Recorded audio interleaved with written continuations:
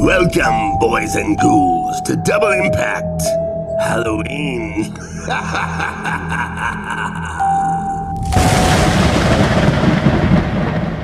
Oh, you men are all alike. 7 or 8 quick ones and you're off with the boys to boast and brag. You better keep your mouth shut. Oh, I think I love him. I don't think that's a good idea, sir. Well, for once, Commander Cole and I are in total agreement, sir. By the way, I do have 50 gallons of bouillabaisse that I need to prepare by tomorrow. My birthday. Yes, sir, I could do the cheeseburger routine. No, it's not for me. It's the crew. They really love that stuff. So we'll Round one, fight!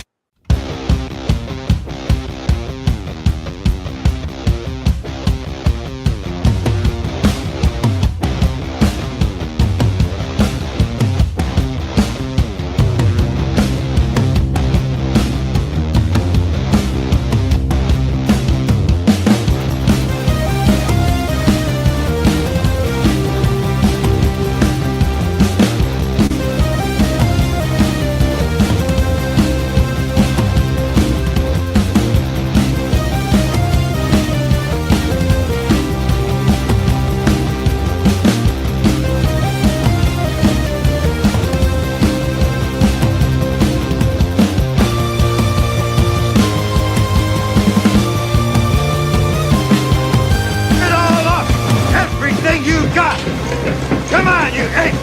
You want to live forever?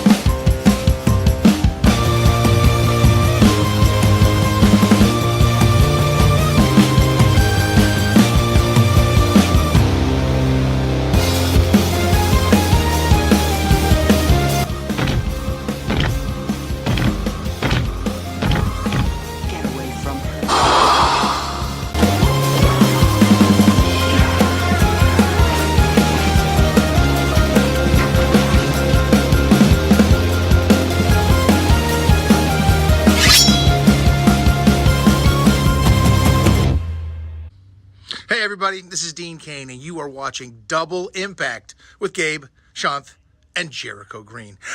And so am I.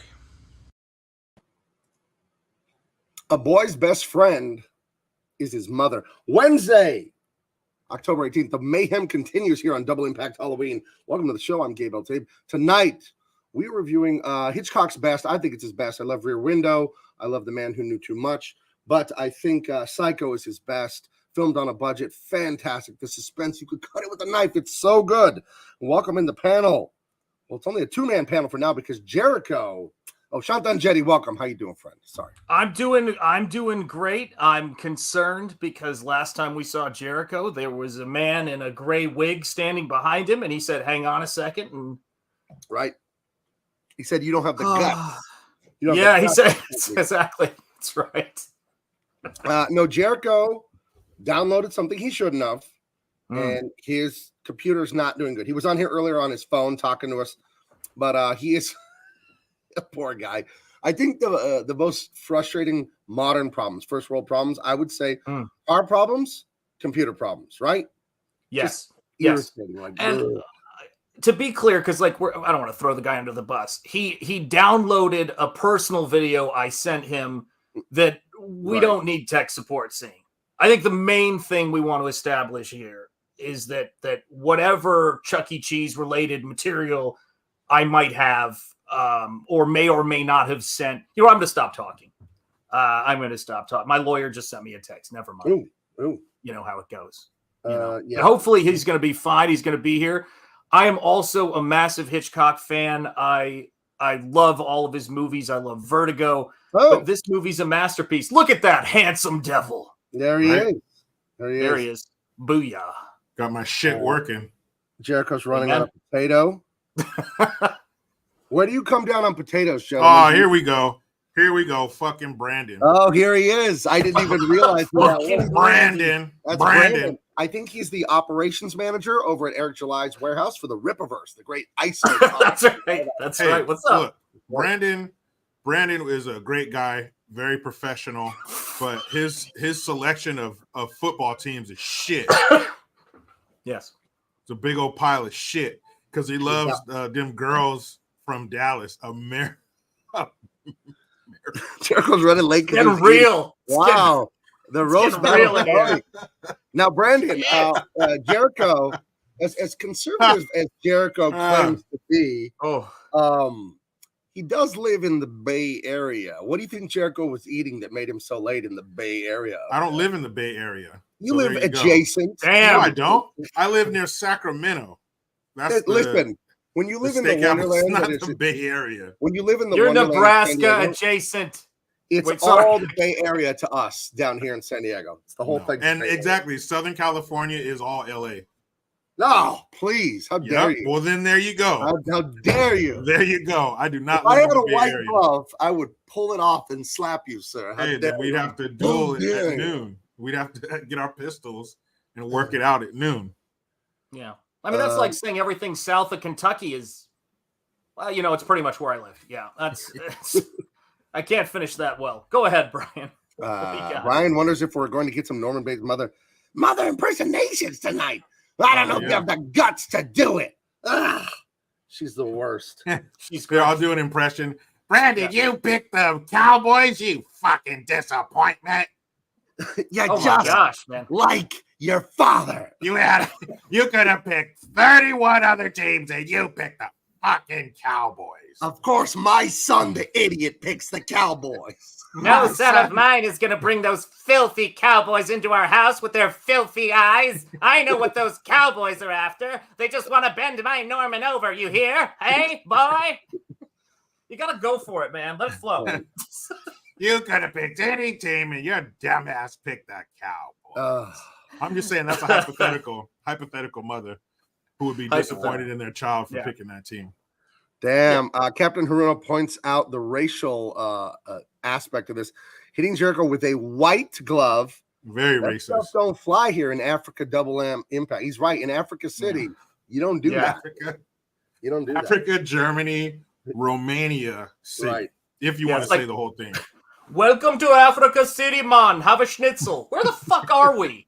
Where the fuck are we? Where are we and when are we? Right. Both good questions. It's 1920, 2012. What the fuck? Someone tell me. Are we on a laser mission? What's happening? It's all fucked up. And we never got to see a laser. Well, I was just going to say, how could you have laser as the first word in the name of the movie and you never see the laser make an appearance? Never got to see one. They should have called it Room of Heads mission because there was a room of heads. There was not a room of lasers. Go ahead. Sorry. True. Somebody flashed some chicken across the screen and watched Jericho go to the screen. Wow, that is not nice. Brandon, see, I was trying to let Brandon off easy. Uh-oh, here it comes. I was, but I see Brandon doesn't want it that way.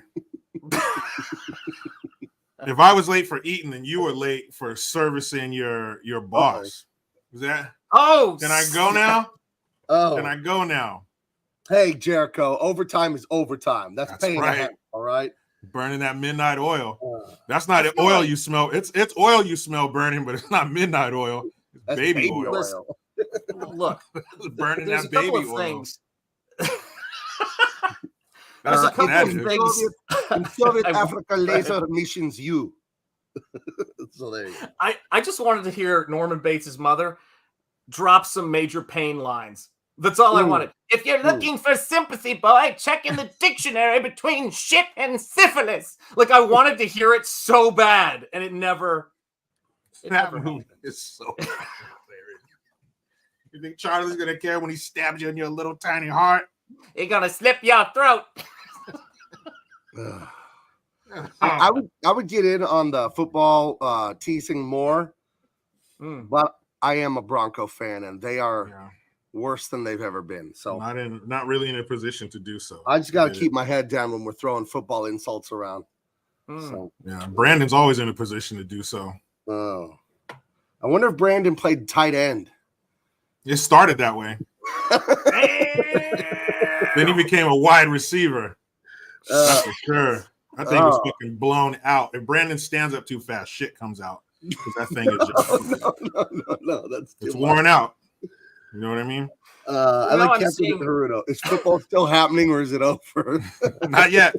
Almost there, El Capitan. Almost there. For the Denver Broncos, it's over. It is over this year. It is for the Cowboys too. Because if you ever wondered what happened to that special needs kid I went to high school with, well, he's now the quarterback for the Dallas Cowboys, and they're going nowhere. It sucks to be in week 7 and know that your season is over. Well, you know, that's how it is. I think the Broncos traded their soul to win that 2016 Super Bowl with Peyton Manning. Yeah, they horrific sense. They signed the contract like Ariel. Right. That shit was gone as soon as they were done. But you have a recent Super Bowl. The Niners haven't got one since 94. So, you know, at least you're pretty recent. What, in the last 2016? The last time the Niners won one was the Chargers, 94, right? They beat the shit out of the Chargers when they were still in San Diego. Back when you were in high school. Yeah, freshman. Wow. Yeah. But you got one, 2016 or something like that? Just a scant 7-8 years ago, you know? Yeah, so that's not too bad. Yeah, not too bad. All right, so you got your computer working. We're good. Anything, what else is going on? Sean, Jericho, what's the latest for you guys? Oh, well, my new channel, Green's House, is up and running. Got over 1,000 subs already. So thanks to everybody for that. Do you have a link for that? You want to throw a link in the chat? Yeah, I'll throw a link in there for I just on Monday I uploaded the video I did with Eric July, the aforementioned boss of old Brandon. old Brandon. It was a great segue. The boss of the gentleman that I've been just, what are the text exchanges like? Good morning, fucker. Like, it's just what's up, fucker? What's up, pendejo? I would like to see Raider and Cowboy fans go at it. You know what I mean? They do. But that's another website, but you can see that. Oh, is that what happened to your computer? No. I sent one of those to Brandon. I sent one to him. He's like, why are you sending me this? You know why. You've been to a tailgate before. Let's see. I want to hear that. I want to hear the punchline, Diesel. A Bronco and 49er walk into a bar. What comes out? What is it, Diesel? Tell us, please. What, a beat up Bronco fan?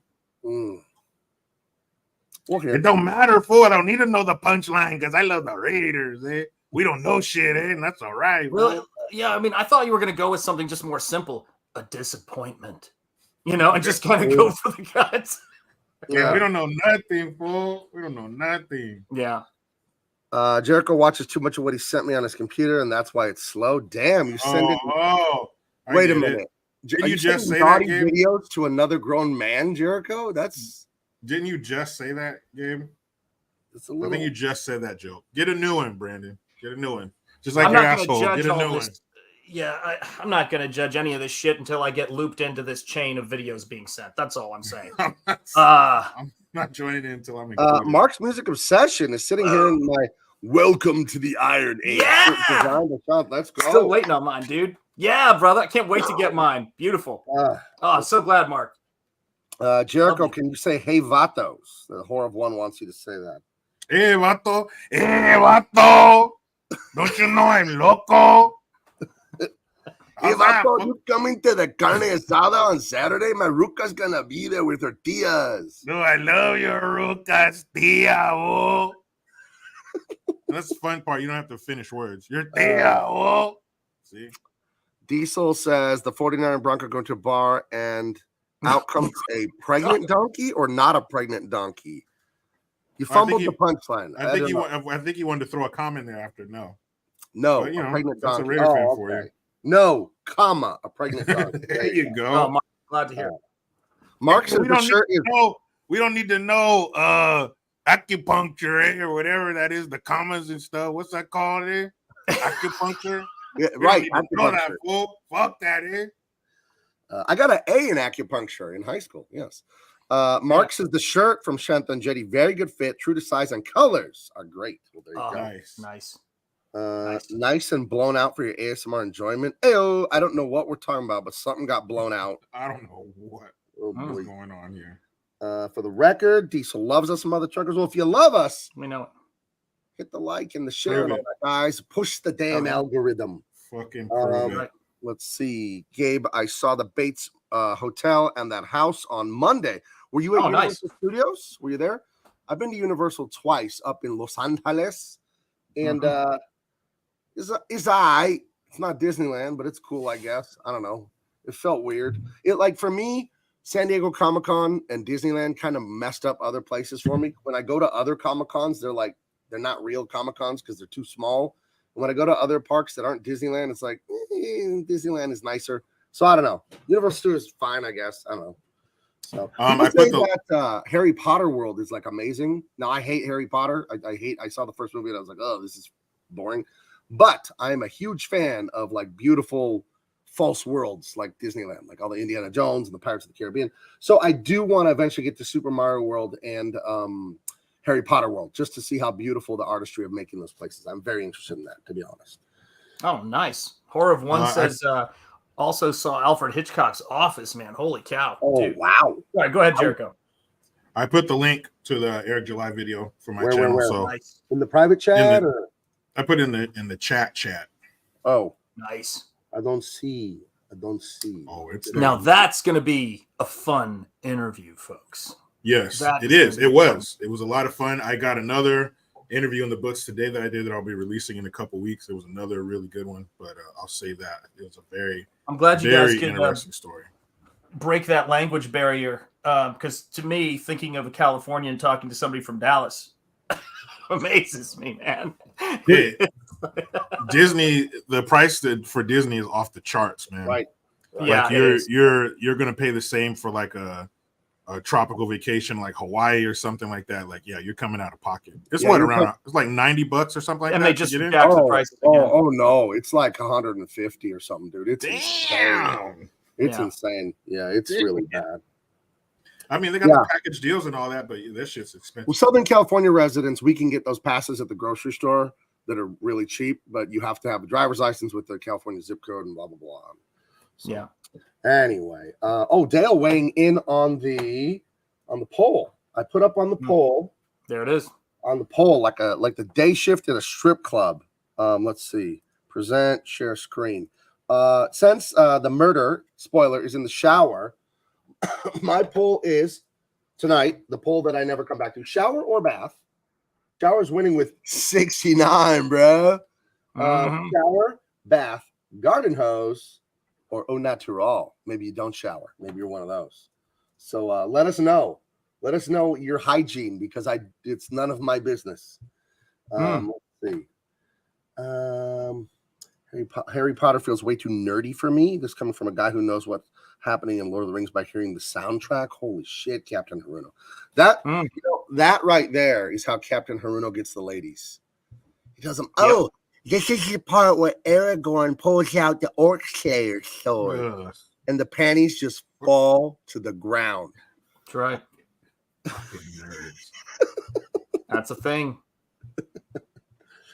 Speaking of art, and art that has to do with this channel, we all love Indiana Jones from the 80s on this channel, correct?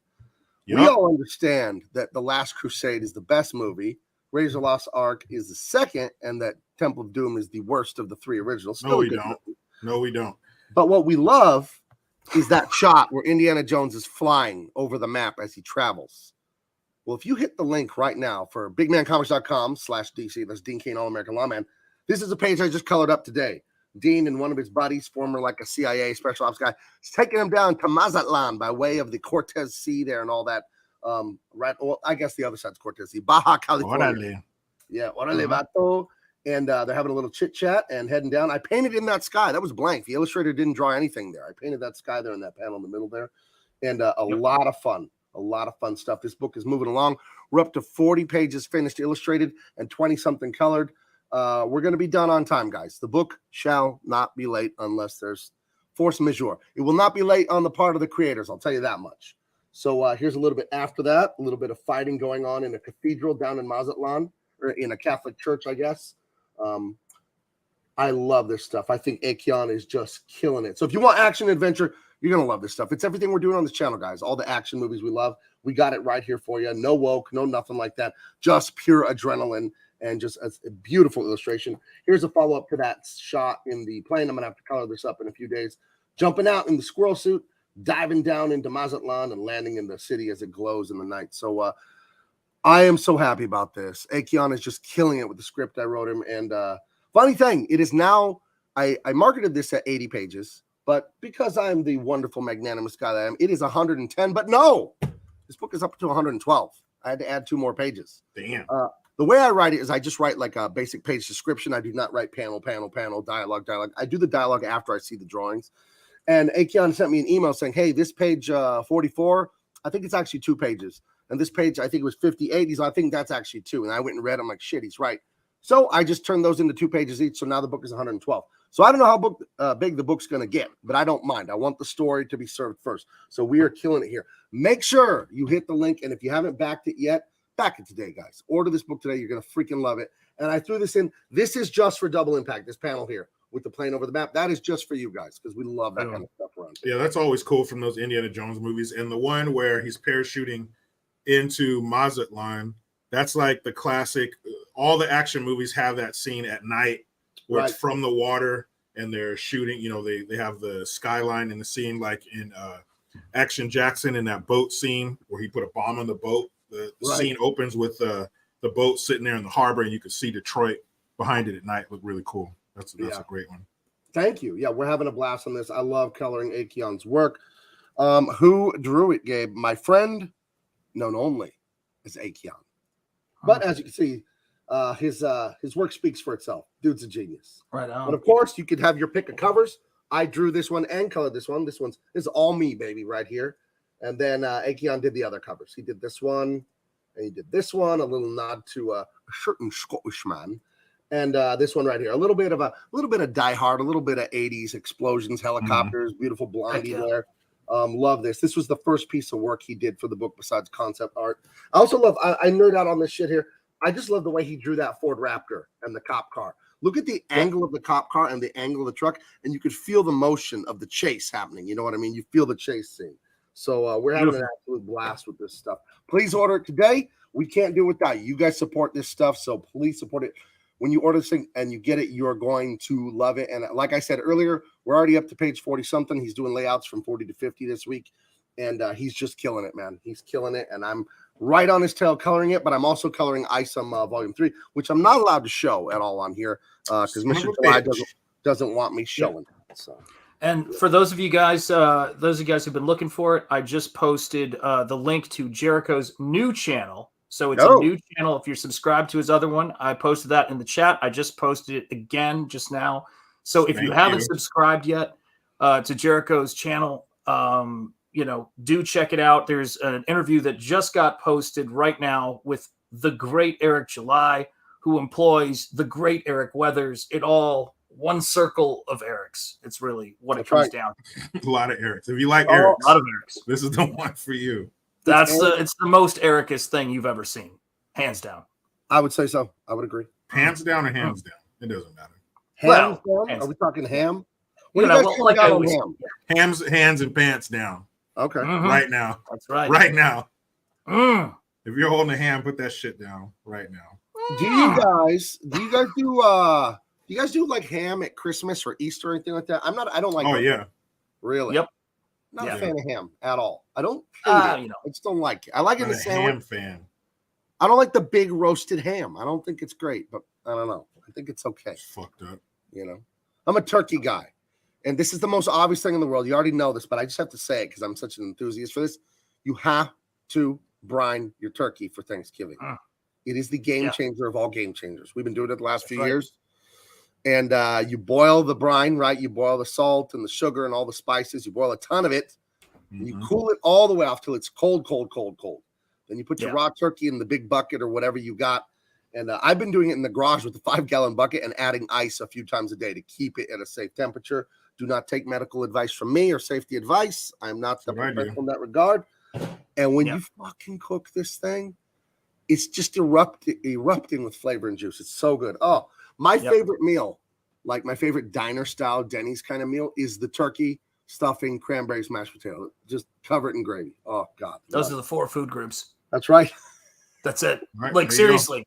Case I will closed. tell you this, what goes, a lot of people, it's like, I know that different people have different views about what, what's the best drink with, all of this stuff. Like, what's the drink? Shout out, Gary. What's the best drink to have with, your Thanksgiving dinner? I'm always going to go with just, a Mason sort of jar of gravy. I recommend it. If you just, because between eating your mashed potatoes, gravy, your stuffing, your lard, whatever, just throw anything in there. Cranberries, a blender, just mix it all up. I like to also just kind of clear my palate with occasional swigs of straight gravy. I do believe. Nothing cleanses a palate. Yeah. Just gargle a little gravy. Yeah. Go to bed. Oh, it's great on ice cream, everything. Yeah, I mean, you everything. really can't go wrong. Yeah, it's a cologne. I gotta go. I gotta get some gravy. I love the turkey. I love the mashed potatoes. I love the stuffing. Stuffing's my favorite part.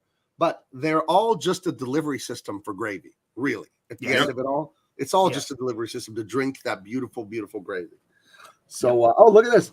We got people subbing. Brandon, your best little friend, Jericho. Brandon just subbed. Captain Haruno just subbed. Good job. Appreciate it. Brandon smokes the turkey instead. Oh, that sounds delicious. Hey, I had smoked turkey last year. That shit is delish. That sounds ridiculously good.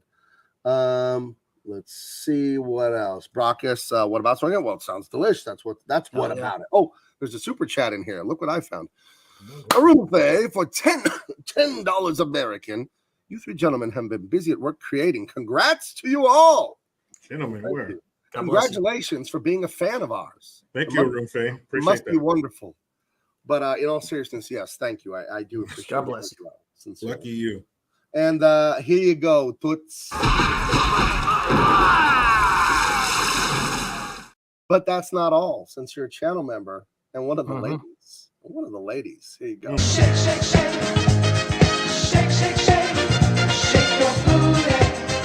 Shake your booty. All right. Well, thank you very much. God bless Minnie. That's beautiful. That was a great edit by my daughter. It was, man. Brandon, speaking in some sort of coded language, I smoke my turkey for 4 to 6 hours with pecan wood, then finish it on either the Traeger or in the oven. Sounds spicy. Yeah. No, smoked turkeys are really good. Last year was the first time I ever had it. Traditionally in the oven, had it deep fried before. But smoked turkey, in the right hands, it's legit. How was the fried turkey? I've seen that for 20-something years, never tried it. Delicious, juicy. Really? There's a place in New York City that sells year-round just the fried turkey skin. Oh. Bye. I'll see you guys later. If you're in, Listen, so we went to this. Been there, but we're going to New York.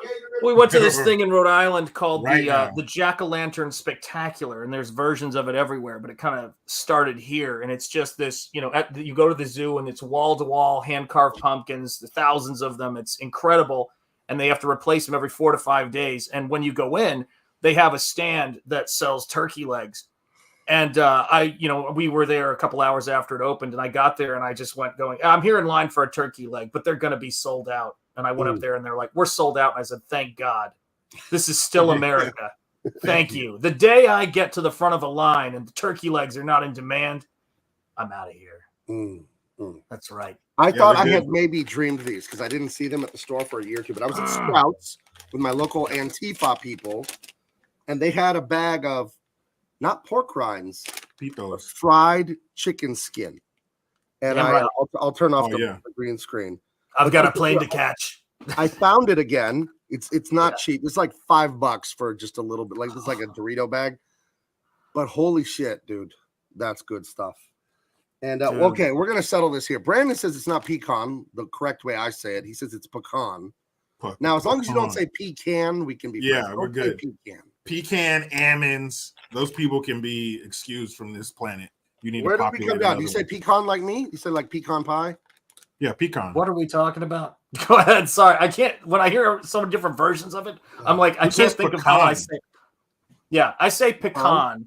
The reason why I say that is because I'm from the South, and we say the backyard. We don't say the backyard. We say the backyard. We say the outhouse. Like we always hit the second word. So it's when I see someone from Dallas, I know how they're probably going to pronounce it unless they grew up somewhere else first. So that's where that's where my wife is from, right? So it's yeah, that's how it is. And in the South, don't they also say like girlfriend instead of sister, right? Yeah. No. They say, my chick on the side. It's my side. Mouth kiss. I'm gonna go in there and mouth kiss my mama again. See what that me tell you tongue's all something. about. Mama, you get that tongue ready? You don't have that gut, Norman. Yeah, that's right.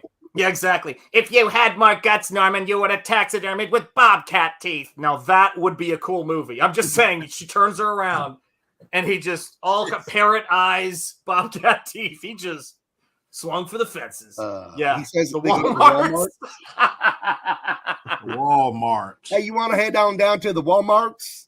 Yeah, you put on your Sunday right, finest. We're going to Walmart. Yep, that's right. We're going to fucking Walmart. I'll tell you this right now, man. I will say this. I will always give love to Cowboys Stadium for the greatest event for me in history, which is Manny Pacquiao fighting Antonio Margarito in Cowboys Stadium. One of the great fights. If you've ever wanted to see somebody who seemed to be 3 foot tall on the screen beat up a 9 foot tall guy for 12 rounds, that's pretty much what you saw. It was insane, dude. Well, I'm glad that Pacquiao won because they haven't seen a lot of wins in that building. So that was good that Pacquiao could bring this. It's a shame they had to they had to go all the way to the Philippines to get somebody to come there and win. But yeah, man. Yeah. God bless him. I will never be satisfied, and none of us can be, that Mayweather and Pacquiao never fought in their prime. Yep. They fought when they were older, past their prime, and you'll never know. Mayweather won when they fought, but it wasn't their prime. I mean, in their prime, they weren't really checking for each other. They were, I think they both up everybody else each other because they both knew there's a good chance they could lose to each other. So I think it definitely would have gone. They would have had to do 2, just so the other one could try to avenge themselves. But then that would have been Mayweather's perfect record. Yeah, that obviously means a lot to him. Oh my God. Here's the thing, though, too. We talk about these guys, though. When you have a career like that, like I remember someone said, a lot of people say that Orson Welles is the greatest film director of all time for Citizen Kane, and I remember Alfred Hitchcock goes, he directed one movie that was a big deal. He was up directed 40. And it's the same thing with Mayweather. It's and Pacquiao, they have wins over elite competition over decades. And both of them are just it makes me sad to think about. There's a time when you had Tommy Hearns, you had Sugar Ray Leonard, you had Marvelous Marvin Hagler, and you had Roberto Duran. That was base. That was what you were used to. That was the line. And to think about some of the the greatness that we've had in some of these sports, I mean, that's really what brings it out. It's the competition. It's the level of competition and the level of the game at the same time. And the individuals, man, freaking love it. Yep. Beautiful I think that was the last golden age for boxing was 100%. Pacquiao Mayweather class. And you could throw Canelo in there too. He's getting a little long. Yeah. Canelo's, he's the shit. But even that Canelo Mayweather fight. I hate Canelo. Not him as a boxer. He's one of the greatest boxers ever. But Canelo and Harry Potter. His personality irritates me. I don't know what it is about Canelo. I'm like, I can't stand that guy. Amazing boxer, one of the greats of all time. Don't like him. Yeah, he's crazy. I don't know what it is. I don't know why. It's weird. Sometimes you just see someone, you're like, ugh. So I don't want to know the rest of this shrapnel. It sounds traumatic. Greatest ass kicking he ever saw in his life was his dad versus his big brother in 1989. His brother shot him in the arm, and his dad went to town on his brother. I hope everyone is okay, and your arm is everyone all right. I hope that was a BB gun that he shot. Yeah, I hope it was a little daisy firearm. Yeah, that's what we get for bringing up Thanksgiving. It's going to bring up all those Thanksgiving family stories. Brother was trying to take him out. Yeah. That's right, man. But I think we all would agree that the best meal in the world is a nice Norman Bates prepared cheese sandwich in his not creepy parlor. It's totally fine. What's the big deal? I just have birds in there taxidermied and I eat my cheese sandwiches. I'm not about to snap. Yeah, I'm fine. And I have all these issues with my mom. I'm good. Yeah. I'm good. Everything's fine. Well, these are tears of joy. Yeah. Yeah. These are tears of joy. Poor Norman. Oh, yeah, there he is. Yeah. Whew. So I thought I had seen Psycho too, because when I was little, I accidentally saw this at a friend's house, and it was in color in my memory. And I remember Turner Classic Movies used to digitally colorize movies, so maybe I saw that, or maybe what I saw was not in color, and I imagined it that way. But I have seen this movie. I thought I'd seen a newer one that was a color movie, but no, I knew this movie when I saw it. My wife had never seen it. Yeah. My wife does the wifely thing where I said this last week, Jericho. You know, in my living room, we got the two couches in the L. I lay on the short one. She lays on the long one. We watch movies together. My wife promptly falls asleep 20 minutes into every movie. Yeah. She did not fall asleep during this one or Friday the 13th. She was a little bit on it. Wide awake. Yeah, she doesn't like scary movies, as I don't like them either, really. I don't watch them. I never really have. But she was wide awake for this, and she was, but she was getting a little tired. It'd been a long day. I said, "Why don't you go to bed?" She said, "I'm not going over there alone right now." And then That's I said, why your wife wasn't in Scream, man. You know, she'd pick up. Do you like scary movies? No. Click. It would have been the shortest movie ever. Roll They'd have been credits. like, well, fuck, I didn't have an answer after she hung up. Obviously, she can't go in the bedroom because there's a murderer in there who is waiting for her. And of course, he's not going to come out to the living room and get you both. He's just going to wait in there for her to come. He's got a limited area. There is no murder. This is the illogic of fear. But I told her, what do you think is going to happen if you go lay there by yourself? I'm going to go in the backyard and then bang on the bedroom window or something. Is that what you think is going to happen? And then she got mad at me saying that, like pinched me, like, don't do that. Like I didn't. I just said it. I didn't do it. But even saying it can bring it to life. So yeah, my wife is the same way. She is oh my goodness. House will be lit up like a damn baseball stadium if she watches anything remotely scary. There's a meme about Mexican moms, and I'm sure it transcends all races, but I do find it true in Mexican motherhood. If they're asleep and you wake them up, my wife falls asleep on the couch. I'm like, hey, get up, let's go to bed. Ah! When you just wake them up. What is that? What is? Do your wives do that? They go, ah! When you just, my wife does. Yeah, she gets freaked out if she gets woken up. You know, with me, you know, the way she wakes me up is she just taps lightly on my open eyes. Oh, you know, because that's how I just that'll get you up. Yeah, it wakes me up. Yeah. That's one way to do it. Yeah. That's one way to wake somebody up. And I like that every culture, every heritage has their boogeyman. In Mexico, it's the cucuy. The cucuy is the boogeyman. Like, if you don't behave, the cucuy's coming, you know. And another one that I'll tell kids when you're out, like at the store, you're like 7, 8 years old. If you don't behave, I'm gonna make you go with that man, and they'll just point at a random man in the store. Dude, my Mexican friends would say some of the most fucked up shit their parents taught them, or would say to them. This one girl I knew, she said her mom told her that if she did something or she didn't listen to her, that her tripas were going to come out. That's your intestines. The guts, yeah. Oh, yeah. If you don't guys, listen to me, your guts are going to fall out. What the fuck, man? That shit is crazy. Yeah. Yeah. Read paper. That shit is crazy. Yeah, man. But it didn't work. It did not work. Yeah. And who I really envied were the Mexican kids whose parents didn't speak English, so they could just come home and tell them whatever the fuck the paper said, and the parents had to sign it. Detentions, all that shit. That's right. They would just tell their parents, "Oh no, it's a permission slip, man. Sign that shit." They're like, it's an award for getting straight A's. I'm so proud of you. I'm so proud of you, mijo. I'm proud of you. I'm proud of you, my son. I'm proud of you, my son. Yeah. This fucking Scarface is the father now. I'm proud of you, my son. Welcome home. El Scorpio is ready. Like, that's what I want, you know, because I mean, now granted, that's what my mom did say, but no, and that'll stick with you. Covered in blow, you know, it was rough. Yeah, those kind of images will stick with you, man. In America, we have Biden. Yeah, I think little kids now, if they don't behave, the mom says, "I'm going to let Biden smell your hair up." No, okay. You can't threaten me. He's spelling it now. Wait. No. You remember getting taken to the bathroom at a restaurant or church or whatever when you were little? You might get a moquetazo, as they say in Spanish, get a spanking. Oh, my mom did that.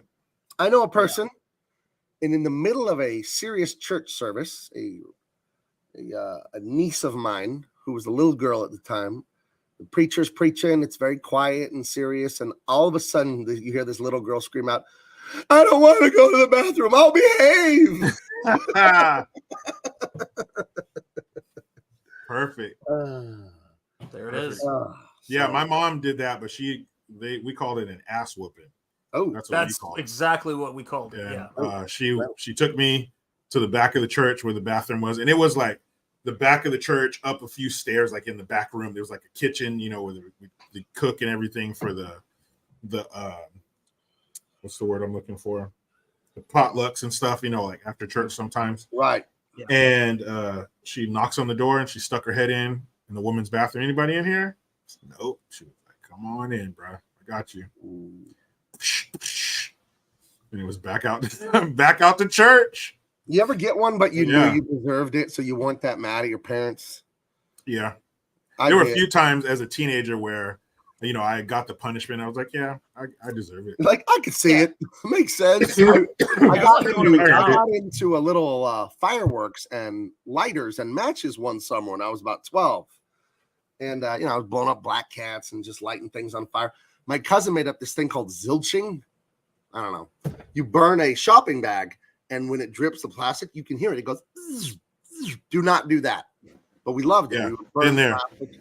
And I was like running out of things to do with the lighter.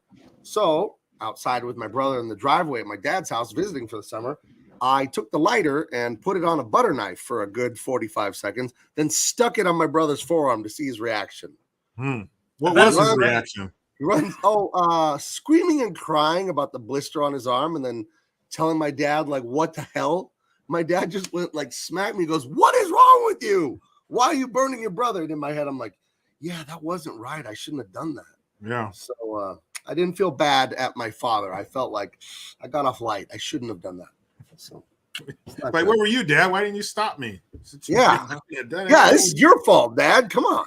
Come here, I'll slap you. Come here, bend down. It's your fucking fault. Oh, no, at 12, I was taller than my dad. Remember, I was already 6'1" or 2 at 12. So damn. You know. So, I mean, that's how it goes. It must have been a full-time job just to feed you and your brother. Oh, my God. You guys are that fucking big. Jesus. Oh, the amount. And then playing football and wrestling. You come home triple hungry from that shit. I remember waiting for like dinner and eating an entire chicken while I was waiting, you know. Just warming up. Just priming the engine, that's all. I remember it was like 93 or 94. They had some NBA promotion in league with McDonald's, and they had this item called a double Big Mac with 4 patties. And me and my brother would leave football practice, drive to McDonald's right by our high school. I'd put down 2 double Big Macs, chicken nuggets, fries, and a Coke, and then go home and have dinner. Yeah. But, we were wrestling and playing football at that time, so we could eat everything. So, yeah. Damn it, 2 of you. 2. I would put down 2 double Big Macs, dude. That's 8 patties. That's insane. Ugh. Just to get you home. That was just to get you on the drive home. Right. Just to get you home. And you were probably fucking crawling when you got home. What is wrong with this show, man? I am so fucking hungry. We haven't got to, like, I'm starving. We haven't got to slide 2, but it's like, you know what about turkey skins, fried, and then what if some McDonald's just happened? Like, I'm going to be in the car driving around. Fried chicken skin. In an hour. Fried chicken skin in a bag. Yeah, you got to show mobile. That's flavor country right there. These are barbecue fried chicken skin. I'm ordering boxes of these now online while we're going to be streaming. I'm just going to see me typing away. Not cheap. I only bought a few. I know. They've already cut you off. So no more. Yeah. We will not send another box to this address. They've got a photo of me in the factory. Don't you send him another case. A Rhode Island man was apprehended early this morning outside the chicken fry factory. That's Let right. me go, Yeah, motherfucker. If this movie was about me, instead of being in some like motel meeting some lover, it would be like, you know, Tuesday, 5:00, Phoenix, and it'd be me in a McDonald's parking lot going, talking to the burger, you know. Look, my wife thinks I'm having an affair right now. I can't have her find out I'm eating McDonald's. It'd be that kind of. It'd be dark. So we start off midday in the 60s, a little afternoon delight at one of those. It's probably one of those hotels that charges by the hour or the half hour. Exactly. Oh my God! What a way to start, though. I know. Well, I'm already off the rails. I drove out to Oklahoma like 10 years ago with my wife and kids. My kids were like middle schoolers at the time. And you're doing those road trips. You're driving like 12 hours a stretch. You're up till 1, 2 in the morning, sometimes driving. We're in the middle of like East Texas or right before getting to Oklahoma, where my brother lived at the time with his family. We're visiting for Thanksgiving. It was the year of the butt fumble when what was his name? The Jets quarterback, Mark Sanchez. Mark Sanchez, yeah. He slid and hit the butt of his own center and fumbled the ball. It was that year, that Thanksgiving. That game was on Thanksgiving. We're headed out there, long drive, San Diego, Oklahoma, and we're in Texas at, 2 in the morning, and we stop at a hotel to sleep.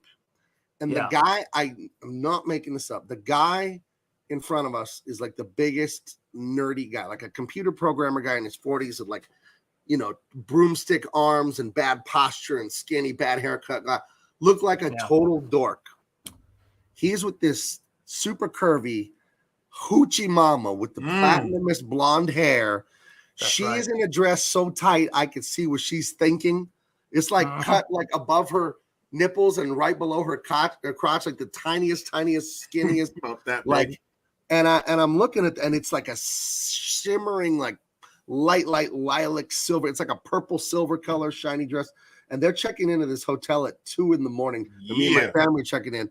And in my head, I'm like, oh, this guy's with the hooker. I've never seen this in real life before. Like this is like something out of a movie. But he was just a nerd, and they were not a pair. She was like ghetto hoochie, this and that, and he was like, actually, that's the older version of the calculator. They refurbished it in 1983, and like he looked like that guy.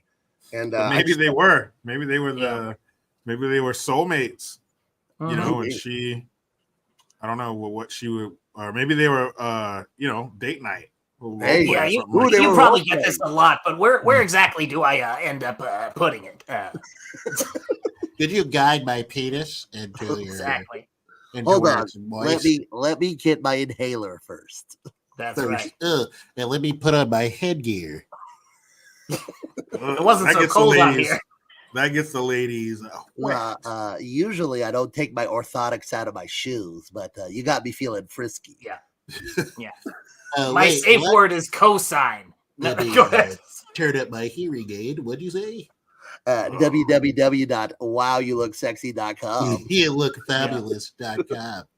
Yeah. Poor guy. And I gotta say, because I hope he got his money's worth. Yeah, at least he got some that night. Good for him, man. Yeah. Wouldn't that be sad if he didn't, though? Or they went in there and goes, come on, please. Now, it's going to be hard for me to explain exactly what I want from you, but I'm the dungeon master. So your character is like, you don't know what happened in that room. He has a board game out. Okay, no, you can't see behind this. This is the dungeon master screen. Okay. You're the sorceress. You're evil. We're going back to Advanced Dungeons and Dragons 2nd Edition rules. That's right. Are you familiar with that setup? Not going to get into the politics of the AD&D sport. A halfling rogue named Scarface. No. Don't laugh at me. Should I be the barmaid, the fair maiden? You're my soulmate. You know about this game? She reaches in her pocket. I carry my own pieces. Oh, they fall in love right dude, there. Hell yeah. They'll tell that story. They'll tell that story to their grandchildren. And that's when your grandfather pulled out the 1st edition monster manual. That's right. And we've been together ever since. That's right. That's beautiful. That's a beautiful story, man. That is beautiful. Two souls getting together who never. Yeah, just let me use my enlarging potion. I must rub it vigorously in my penis before we engage in sex. Look, he says, voila, an entire half-inch more. Raise your hand if you're impressed. Jeez. I said, raise your hand if you're impressed. Poor thing. Oh, my goodness. Oh, my goodness. So love is I'm love. glad we were able to role play out that guy's night. So yes. Yeah. It was probably much dirtier than that, but yes. Yeah. But yeah, this is how you open up a movie. You want the fellas paying attention. This is how you do it. And throughout this whole movie, it was just that time. This is pretty tame for a movie, for a love scene, for post-coital, whatever this was. I noticed even later on in the movie, when her and the guy are together somewhere else, she's like, he's wearing a suit, she's wearing like an outfit, it's a skirt, but she has like a jacket on and it's buttoned up, very modest. Right. Everybody was heavy into modesty back then. We'll even get into the accent, whatever that was. And I believe we talked about it, but I'd like to talk about it again because there was a certain sound, a certain accent that American people had, mainly in entertainment, whether it's news or actors. There was this cadence to their voice. But this is good. You know, not to sound like a prude, but not everybody's naked. These women don't have their fucking bitch out at work. You know, it's nice to peek back to these times. Yeah, it is a bit of a contradiction in terms. She starts off the movie having a not an affair. Neither one of them are married, but it is a they're not married. So they're fornicating. They're not adulterizing, not committing adultery. They're not adulterating. They're committing. Adulterating would be changing the molecular structure or something. But I'm about to change the molecular structure of your face. I think what they're trying to say is, so this classy couple is just banging. Yeah. And so yeah, she's a classic example of a character who makes how do I word this? She makes consistent bad choices, and she knows they're not good choices, but she doesn't really have a backbone about it. So she's with this guy. She knows what she wants, but she's settling. And that's, you know, and she imagines in her mind that the only way to truly get the things that she wants is to completely compromise who she is in her day-to-day life, because she is, and we'll see up to this point, a very viewed by her boss as an extremely trustworthy, buttoned-up person. And she thinks that that's why she can't have the things that she wants in life. So she's got to live this double life. And when those two come together, shit. Yeah, and the problem these two lovers have, they want to be married and be together and have their thing out in the open. Yeah. But he's divorced. He pays a huge alimony, and he has some other debts. Like, and you know, this is the late 50s. He's in a lot of monetary debt, and he's living like he's renting a room behind a sandwich shop or something. He says something about living in a shack or a shed or something like that. Yep. So no money. He comes to Phoenix on business every once in a while. They get their boogie on at the motel. So that's the crux of the problem for these two characters. That they want to get together, but they ain't got no Skrilla. They ain't got no money. Yeah. And if they just had the money, they could be together. I think this 1960. Right. And she has like that classic cone pointy bra thing that they all wore in like the bathing suits and stuff back then. But yeah, this is her at work, and her boss is on the left. This is a customer on the right, or client on the right. And he's talking about, now what the first thing in this movie that made me puke was when he mentioned how much he was buying the house for. Yeah. I was projectile. Like, I'm sorry. Yeah, like Exorcist, head spinning green shit. Yeah, I didn't even feel it. It was my nose and mouth at the same time, just everywhere. I'm sorry. How much are you paying for a house? And it was a nice place too. They said it had some. Yeah, he was. My daughter has a 60-acre ranch. I'm buying it for $1.97 now. $1.90. Don't think of it as me buying happiness. It was Glitch McConnell when he was only 164 years old. Yeah. That's right. That's right. He was young back then. Yeah. And but painful. This shit kicking Tex, and he shows up. He's gonna buy all this stuff for $40,000. $40,000. 40,000 lodge. And he said it was weird. I thought it was apocryphal. He said he made it on NFTs.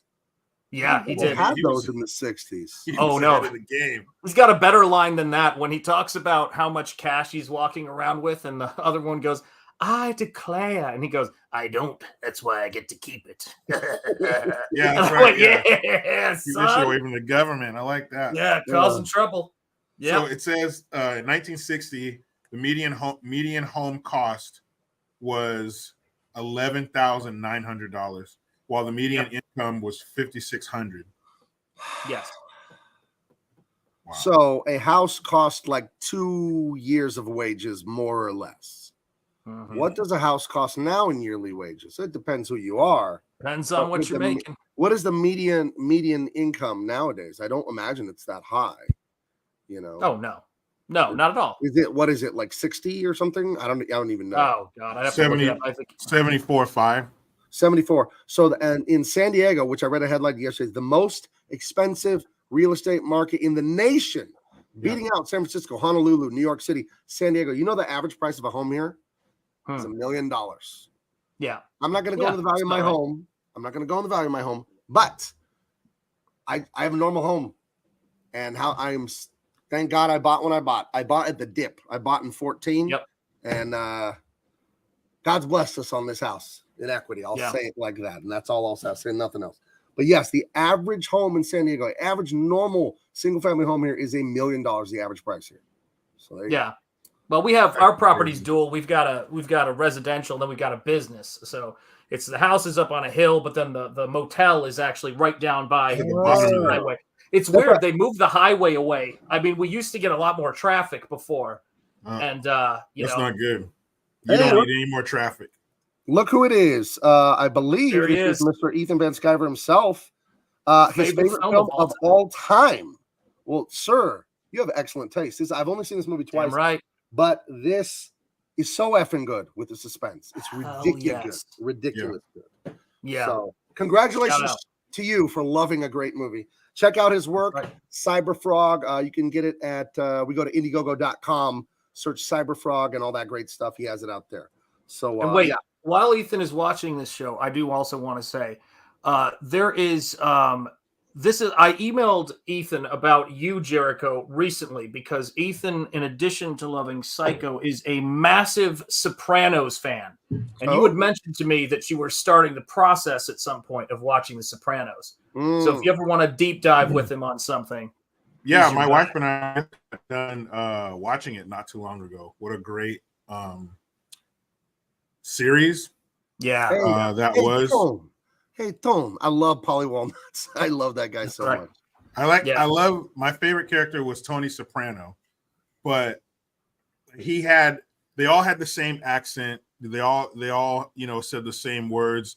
What was the side chick?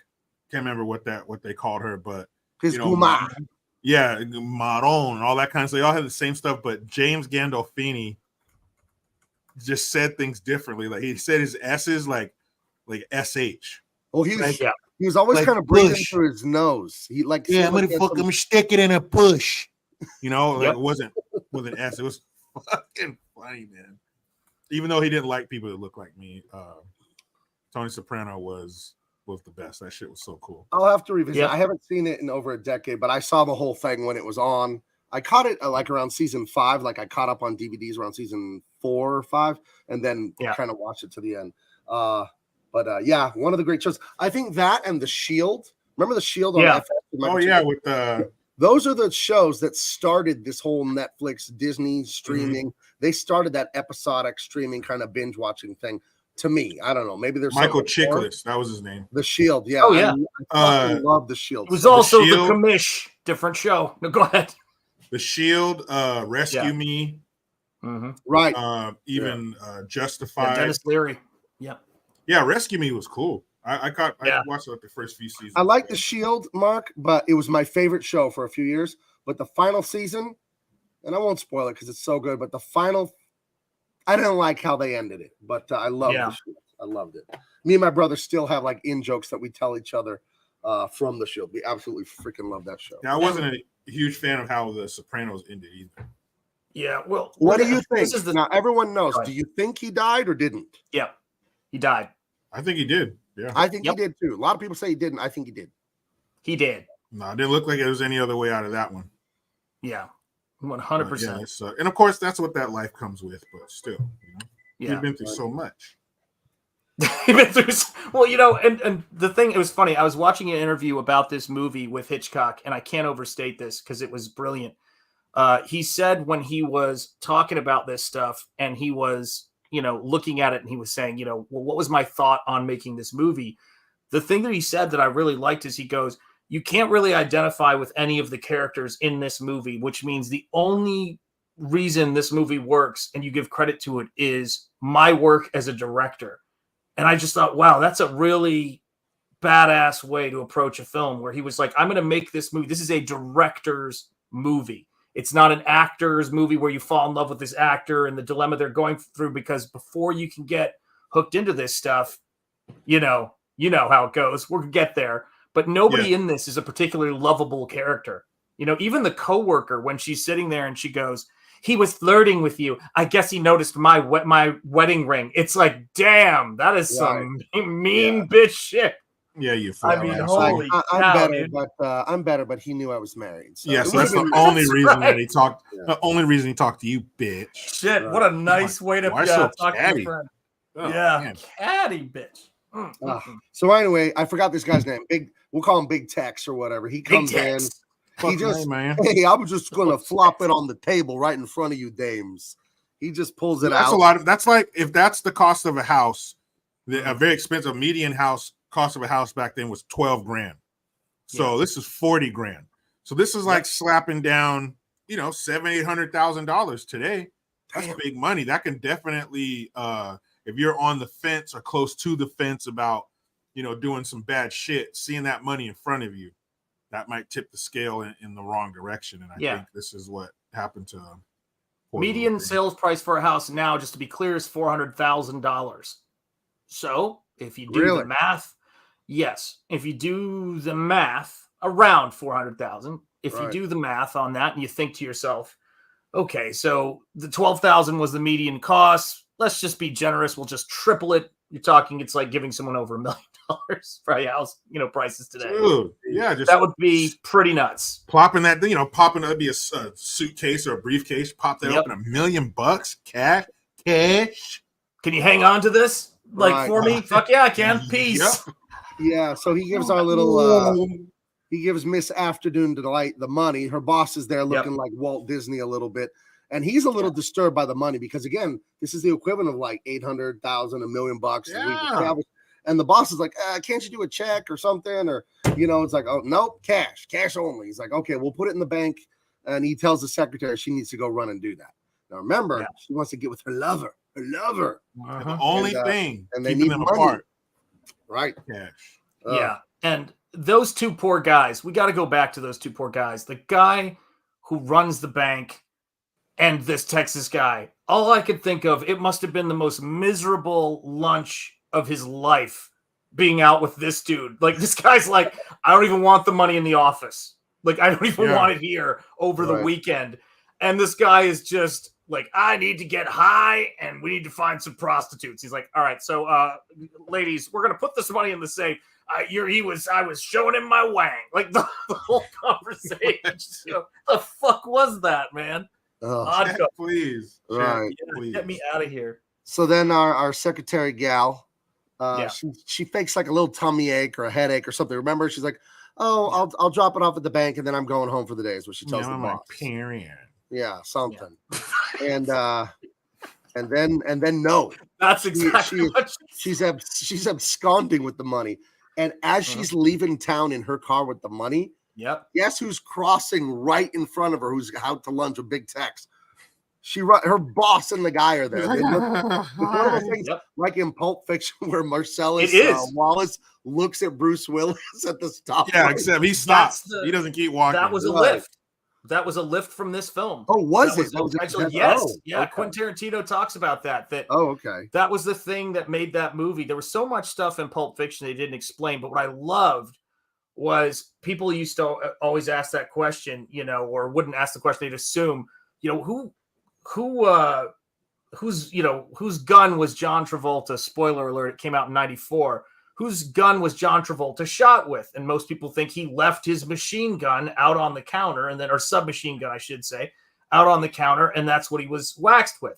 Well, John Travolta doesn't carry that kind of gun. One, we know that Sam Jackson's character Jules didn't carry that kind of gun, and we know Marcellus Wallace is rich. So what the fuck is he doing in this neighborhood? Well, because Jules retired, Marcellus Wallace was on stakeout at the apartment with John Travolta's character. When he's crossing the street, he's carrying 2 cups of coffee. He left his gun back at the place. And that's what John Travolta got taken out with. Okay. So there's little brilliant things about that. But that is the reference to Hitchcock, how you could have pulled off the most perfect plan in your life and you fuck it up right here. It's beautiful. And she's eating at herself already. She just took the money and she's already fucking tripping and paranoid, but she's not stopping.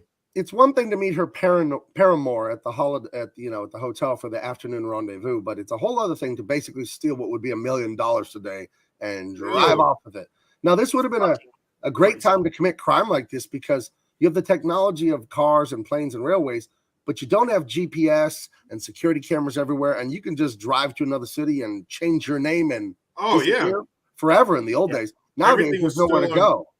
Everything was still on like cue cards and shit. They like wrote everything out or typed everything out. You could totally go 100 miles away, and now your name is so and so, and you just got money. You could buy whatever you needed. I mean, what a time to commit. If you're not her, apparently, right? Like, if you're not her, like she's look, you know that this is the funniest thing about her, right? You know, this is why straight-laced people should not attempt to commit crimes. I mean, she's just not. She's not sociopathic enough. You know, she just doesn't have like everything. One is she's paranoid, and two, everything that could go wrong will go wrong, which we're just going to get to. Not even the biggest things. Get to the police officer in a minute. Just now, I'm wondering something. Would you? I mean, I wouldn't trust an employee of mine with what's effectively $1 million cash nowadays. No, that's insane. No, I take that one myself. No, we're gonna have to. Let's ask Barney what he would do about this. Is Barney there? Barney, would you ever let a dame take $1 million of your money to the bank? There's no fucking way. I wouldn't trust those bitches as far as I could throw them, and I'm a dinosaur. I could throw them pretty far. What's the most money you would ever let a woman handle? $1, $2, maybe $3. And what would it be for? Yeah, whatever I tell her it's for. And let's say one of your subordinates took your delegation and gave a woman money to take to the bank, your money. What would you do about it if a woman had taken off with a ton of your money? Well, Gabe, what do you think I'd do about it? I think you'd do something very serious. Yeah, I'm going to find that bitch, and it'll be the last thing she ever steals. And I think you'd be the only one to ever find her, right, Barn? For sure. Remember, I'm a big dinosaur, big appetite. Oh my God! All right, Barney. Well, I have some more questions for you, but not right now. You can get back to drinking in the basement or whatever it was you were doing. Yeah. All right. See ya, fucker. All right. Bye. Save me some Bud Light for later. I don't drink that piss. Barney, everyone. From beyond. He knows I like to fuck with him about Bud Light. Captain Haruno says, how many double impacts did I miss? Well, apparently too many because Barney has joined the cast of the show. Yeah. He came in hot. Right. And presented without comment for you, Captain Haruno. You've missed a lot on this show. I'll just leave it at that, okay? That's Barney's attorney, St. Bernard. What was his name? St. Bernard Sanders. Bernard Sanders. But that's right. Don't let the non-human thing fool you, because obviously if he can keep a psychopath like Barney out of prison and on the streets, he must be doing something right. Yeah, he is. He was the first St. Bernard senator from Vermont, part of the Communist Party, but we put up with him. So he might be the first St. Bernard senator. That's true. Oh, I didn't even think about that. There aren't a lot of dogs. Right. There was that one Chihuahua from New Mexico, but St. Bernard. They took him out. He got assassinated. Oh, bad stuff, dude. Bad. He got mixed up in some bullshit. That guy. Yeah. He was the cartels, man. You know where he was from. Yeah. Hey, right. Anyways, when I tell you the suspense in this movie is masterful, I can't do it justice. You obviously have to watch it, Mm-hmm. but the cop pulls her over, and of course, she doesn't pull her over, I guess. She's sleeping in her car. Sleeping on the side of the road because she's falling asleep. It's raining crazy. Yeah. She's driving all night. She's going nuts, and she's sleeping. So the cop rolls up on her car and like, hey, you all right in there? And the way they frame the shot, I don't think I have it. They frame the shot of the cop with these big sunglasses just staring in her window. He's so huge and looming and authoritative, and you just, he's gonna bust her. He's gonna bust her. And the suspense in this is so good because even though she's a bad guy, she stole a ton of money from guys. That's not right. You empathize with her and you don't want her to get caught. The suspense is so well done. And they don't even want her to get caught. Boss doesn't even really want her to get caught. And I got to tell you this, guys. This is the thing that drives me crazy, right? This is there are so many unforced errors in this police discussion. I was looking at her going, you were engineered to get out of trouble. Do you know that, lady? You were made to get into trouble. And she's like going, ma'am, don't you know you're not supposed to fall asleep on the side of the road? Well, I bet you have cocaine in your trunk. It was that kind of answer. You go, lady, you seriously need to drive around with a lawyer and have your attorney answer questions, right? Play it cool, lady. Play it cool. Her car is off, and she's like, the brake lights aren't broken. I can tell you that much. And it's like, Jesus, lady. Dude, just flutter, your eyelashes a little bit. Maybe, reach over, show a little clavage, and get the hell out of there. But one of the reasons, of course, the way it's shot and everything is masterfully done. But we're tripping because she's tripping because you know what she's thinking. This is it. Yep. They caught me already. It's over. I'm going to prison.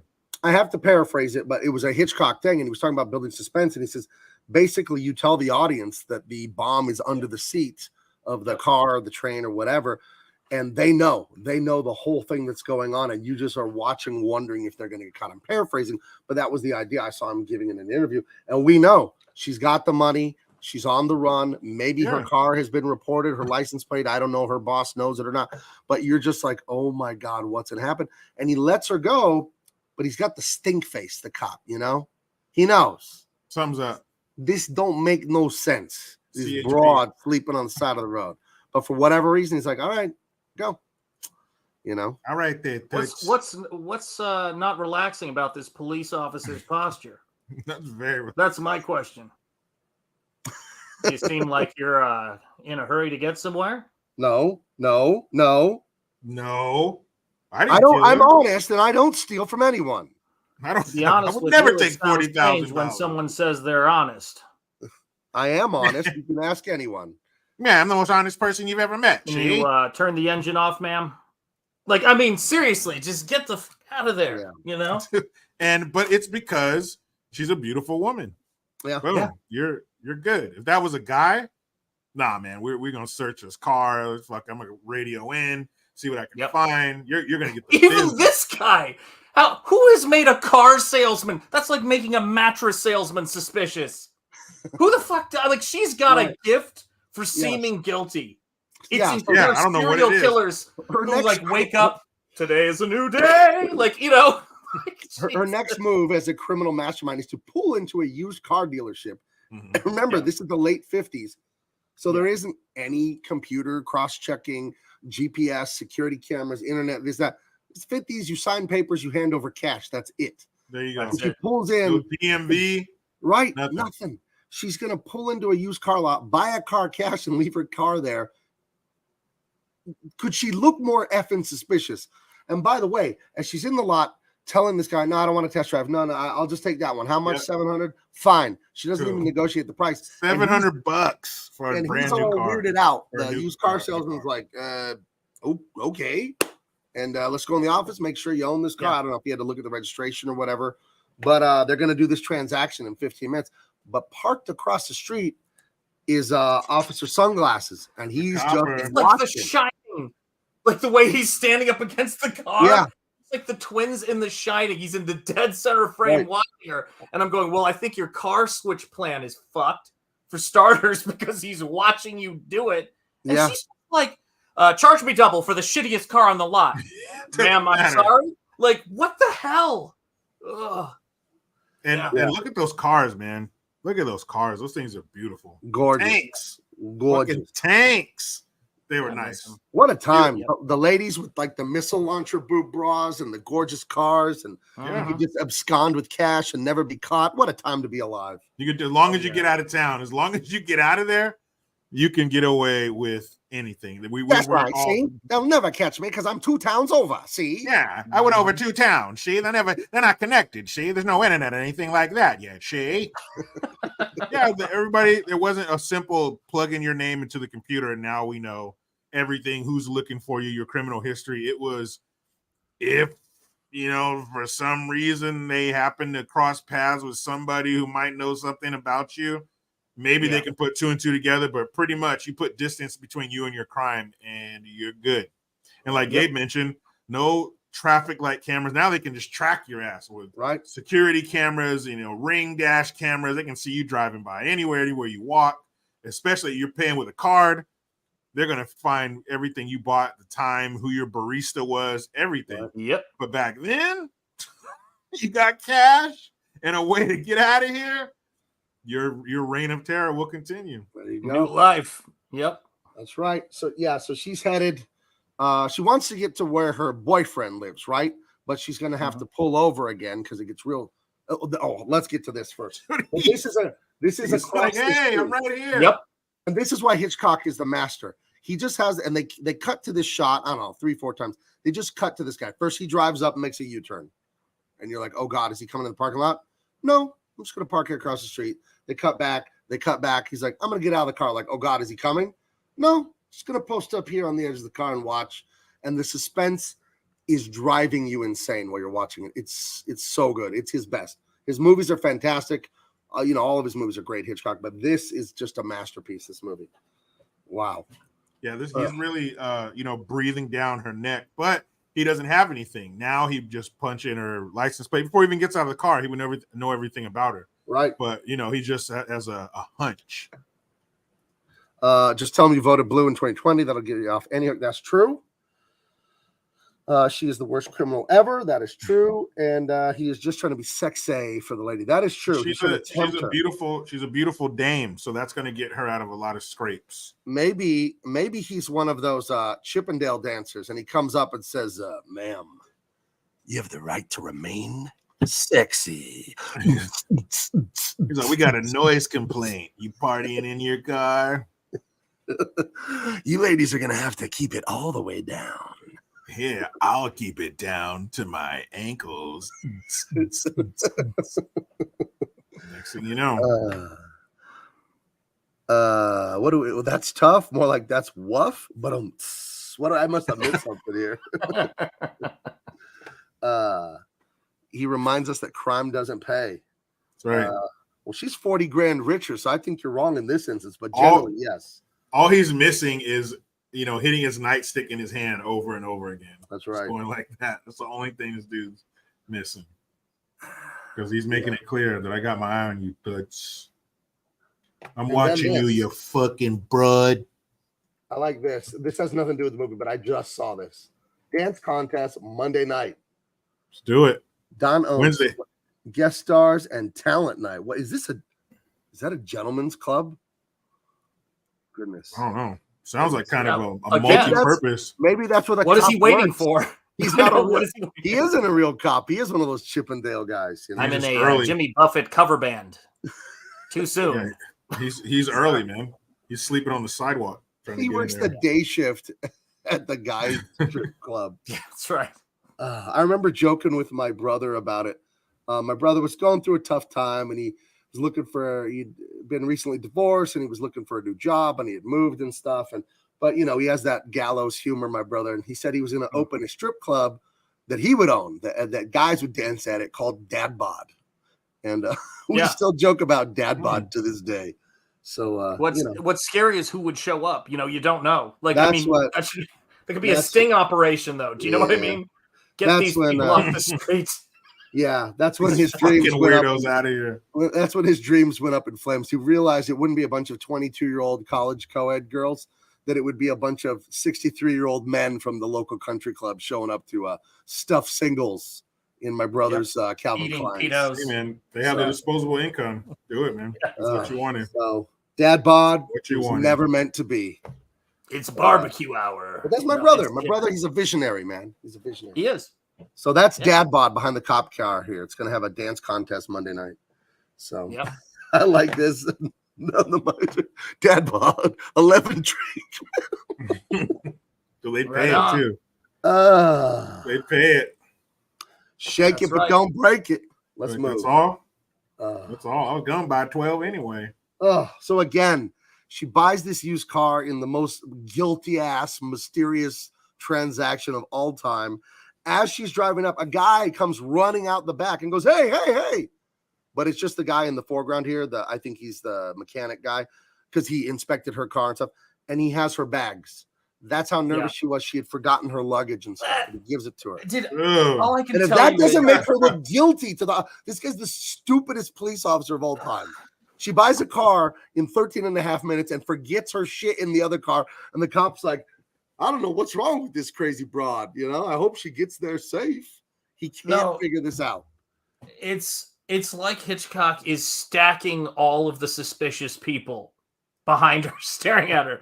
It's just, and the funniest shit is in the world is the worst thing that ever happened to her is that she didn't get caught. The worst thing, I want us to step outside of where we know this movie goes. The worst luck she could have is of all of her mistakes, she did not get arrested and caught here. But the reason why she didn't get arrested, and this is another tragic little thing, because they wanted to do her a favor by not calling the cops and instead calling a private investigator.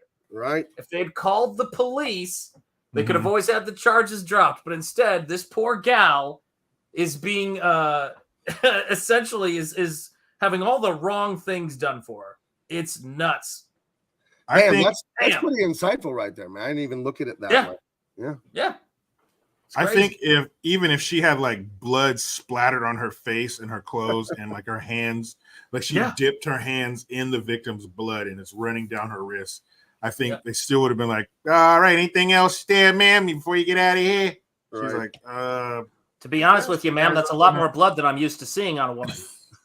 It's like, I'm going to give you a warning this time.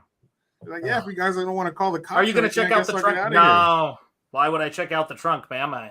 There could have been a foot hanging out of it. There could have been a foot hanging out of the truck, or they were like, yeah, nice trunk. See ya. Yep. That would have been it. Lady, your car's making a weird noise. It sounds like you got a hostage in there. You better get that checked out. Yeah, there's a garage down the road there. There's some non-retarded mechanics down the road. Go see them. Because the ones we got here, fucking retards. Yeah. Nothing, officer. She just asked for the shittiest car on the lot and gave me $7,000. Like that's the world we're living in. Cash. Oh man, yeah, the blood was still wet, officer. Hadn't even dried yet. Don't tell me. You ladies got it good. You can get away with some pretty serious shit. So she's driving off. It starts raining cats and dogs. The headlights from the other cars are blinding her. She can barely see the road. The wipers aren't doing shit. It's just again, what's gonna happen? It's so bad. She's forced to pull over a few miles south, I guess, or east, or I don't know what direction. I guess she's heading east, right out of Phoenix. I don't know. Maybe she's going nowhere. She's she's heading to Arizona, right? I forgot. She started in Phoenix, and I forgot which way she's headed. It doesn't matter. The cardinal directions don't matter. She's a few miles short of her destination, I guess. And she sees this lovely place. What was it? Fairvale? Is that where she was heading to? Something very metaphorical. I think so. Yeah, you gotta stop at that place. That doesn't look creepy at all. Not at all, girl. Yeah. Pull over. Bates Motel, vacancy. Just look at his body language. 12 rooms, 12 vacancies. She hears behind her. She hears. What did you? No, I didn't. Wait a minute. But he's, this guy. Look at his profile here, and I'm not even kidding. That looks like a young Joseph Robinette Biden. It's very possible. My gosh, it does look like him. Maybe that's who inspired this character, because he was 72 when this came out. Yeah, he was in his early 90s, I think. Early 90s, 91. Early 90s. He was still 90s. Spry. Yeah. Before he started to decay. But he's definitely a weirdo who's putting up some major red flags with his body language and his conversation topics. But he's a good-looking guy, and it got me to thinking these, like, who, if you look at some of the biggest actresses, what's her name? Anna Kendrickson or something like that, little redhead. Yeah. The chick who played Lois Lane in Superman, whether it be the Man of Steel or Superman Returns with Kate Bosworth, was that her name? I think so. Yeah. But who are like the beautiful young actresses. I mean, I know they're not all plain Jane looking, but it seems like a lot of the A-listers are just, they look all right. But, you know, it's not like, they're not like these drop dead, gorgeous, unattainable beauties. There's no Famke Janssen, right? That's what you're trying to say. All right, we'll put her in there, I guess. Well, But, you know what's interesting? You said that is that someone was bringing up a friend of mine, Eric Weathers, was bringing up the actress. She's in some other movie he was talking about, but she was also in the movie Troy. And a lot of the actors who they're bringing in now for that classic look are coming from overseas and doing American accents. Now that's a very weird trend we're seeing, because I think that we don't put the same amount of pride on the profession. Like you were talking about language, you know, and how people speak and their diction and how they go about things, which I think they used to jokingly call it like the mid-Atlantic accent, somewhere between, you know, American English and the British accent. But everybody in it looks like they're up for the job. They're in these roles and they could play other things. But I mean, look at her. She's iconic. It's incredible. It's a pretty lady. Very pretty. Brockus has a non sequitur for us. Oh man, I have a question for Gabe and company. Who would win in a street fight? John Kreese, bad guy from Karate Kid, or Sho'nuff, gang leader from Last Dragon? I've never seen Sho'nuff, so I'm going to go John Kreese because I don't know. What? You never seen The Last Dragon? I'm going Sho'nuff. Sho'nuff had the glow, man. He had like the level. He reached the final level and he got the glow. So I'm going with Sho'nuff. Well, that maybe you're right, because Mr. Miyagi did defeat John Kreese with a nose pinch. You know? So I retract my answer and I go with Sho'nuff because Sho'nuff, he definitely. If you lose to a nose pinch, then you are a world-class puss. That's not too far away from an ear pinch. Like, you're come here, come with me. Now, grandma. Yeah, that dude's a bitch. But Sho'nuff, and he doesn't play by any rules. So, you know, he'll stomp the shit out of that kid. Sure. I don't know. Yeah, I'm going to go with Mrs. Bates. Her post-mortem body count is through the roof. She's crazy. Yeah, dead and still kicking. She is, for her situation, you can't keep her down. Yep. Literally, you could dig a hole in the ground and put her in it and cover her, and it's just not going to keep her down. She's a strong woman. Like, she's empowered. So, yeah. See, that's the thing. We don't have true strong female characters right now, like Mrs. Bates. What do you mean? We got the Last Jedi girl with those teeth. Mrs. Bates destroys her any day of the week. You're such a failure, aren't you? What about You're a Captain loser Marvel? with your Captain dirty Marvel? whore mouth. Poor thing. What about that? What about that black lady playing the dwarf in the Lord of the Rings TV show on Amazon? What about her? No, there were tons of black folks in the hills of Scotland. Listen, folks, no. We got to talk about this. It's Shanika O'Malley to you. So what Gabe just said is the most of our time sentence I've ever heard. Like, it makes my forehead hurt, just the sentence you made. What about everything after that is we're in the end times. It's over. Do you know what I mean? It's just crazy. Makes no sense. It's okay that there were no black folks in like Middle Earth or wherever this shit takes place. It's all right because you're filming it in what is now Europe. So there's not a lot of people that look like that there. It's okay. You don't force it. All right? Don't force it. Let it be organic. It's like being desperate. You know, women, I know you ladies have come across some desperate men. It's off-putting. It drives the fucking clan. All right? Don't just relax. It's all right. Maybe make a movie that takes place in what is now Africa, where you might find more people that look like that. What? You could always do that. You could always create something new. I know. Let me stop. That doesn't make any sense. That was stupid. Speaking of all this, we'll get right back to the movie. This Saturday, 2 days from now, 3 p.m., I will be speaking at the San Diego Gun Owners Symposium. My speech is about culture war, navigating the front lines. So I'll be talking about my part in culture war, doing comics and all that stuff. And I did have our Lord of the Rings babe there, a little bit of Captain Marvel, and a certain notorious Superman book I may or may not have quit working at DC Comics over. But yeah, we're going to be talking about identity politics, the slow march for the institutions, father as idiot, racist, and all that stuff. Oh, yeah. And we'll get back into what it all leads to, horrible conditions politically, politics being downstream from culture. And then just talking about what they do over at DC Comics, my specific issue with them. Dude. But then talking what they should be, what we talk about here on the show. This is a PowerPoint I'm working on. I'm giving about a half-hour speech, 15 minutes of question Q&A. But We'll be hitting the notes that we hit on the show. They'll be talking about it and our heritage. And look, I threw Hulk in there. I threw John Elway in there. Talk about the greatness of American life. And I can't wait. Hold on. Follow me on socials, and I'll be having more information about that. But San Diego Gun Owners Symposium. It's a great organization, San Diego Gun Owners. They do a lot of legal work to help us in this state because Gavin Newsom and his Attorney General Rob Bonta, they don't like the Second Amendment, and we love it as patriots. So I'll be speaking of that. I'm very proud to do that. So that'll be this Saturday. Dude, congratulations, man! Thank you. Congratulations. Yeah, it's a lot of fun. A lot of fun doing stuff like that. So we've got to make a pact, Gabe, to protect Jericho from knowing what's happening in comics. And I had to watch Jericho find out. Don't tell him. Superman. He's best not knowing. I told Jericho that the Joker got pregnant, was going to have a baby. Yeah. Why would you do that? But I mean, that picture, and I think the worst picture of all somehow was Superman holding up a sign that said, what is it? Boycott or something for climate. Like, what? Oh yeah, what a pussy. Why are you're Superman? Why are you standing there holding a sign? It's literally right here in my PowerPoint. I have that in there. That's the worst one. Yes, but school strike for climate. Here. It says there's no planet B when Superman is literally from another planet. So the smart aleck comment doesn't even work in this fictitious universe because there's literally planets A through gazillion in this. So yes, there is a planet B. What are you talking about? Gay.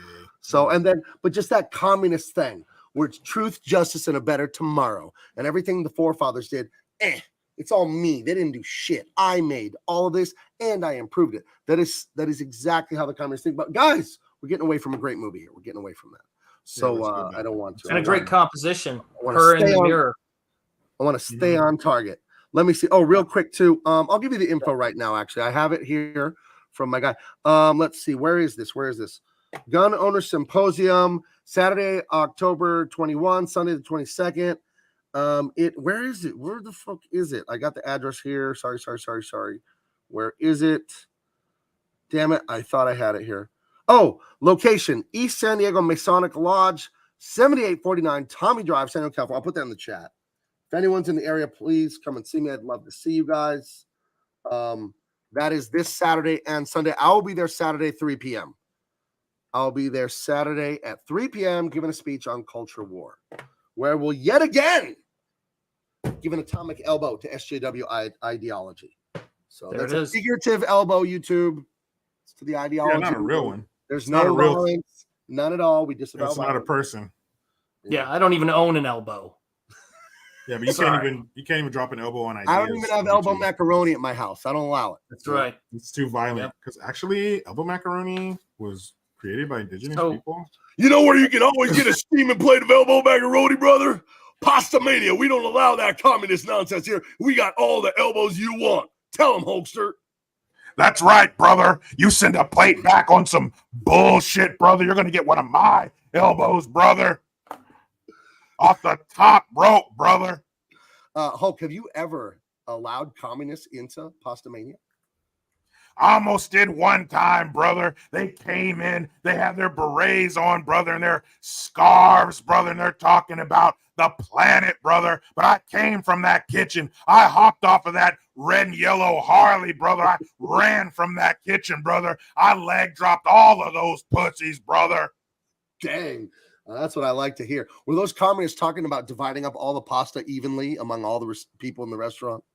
That's right, brother. I'm back here with an Italian grandma, brother, making this pasta one at a time, brother. And I got to hand it out to somebody that didn't do shit, brother. You didn't wake up until I started serving lunch, brother. What did you think when they came in chanting each according to his ability, each according to his need? That communist tripe. Well, I experienced something I never had before, brother. I had a drop of anger blood come out of my nose, brother. And no, it didn't drop in the pasta. I caught it, brother. I went out there and I leg dropped all 150 of those commie pussies, brother.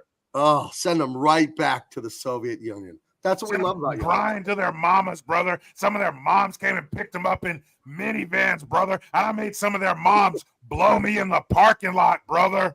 Hey, did you get some phone numbers? I didn't need the numbers. I got everything I needed in the parking lot, brother. Have you done it a lot in a Chevy Astro van? I've done it in all the vans, brother. I work for minivans, brother. They send them to my house. I park that red and yellow Harley, brother. They bring me a minivan. I test it out, brother. Oh, my goodness. All right. Well, you keep doing the great patriotic work of defending pasta and defending freedom in the good old USA. We wouldn't have it any other way. Thank you, Hulkster, for being here. Yeah, bye.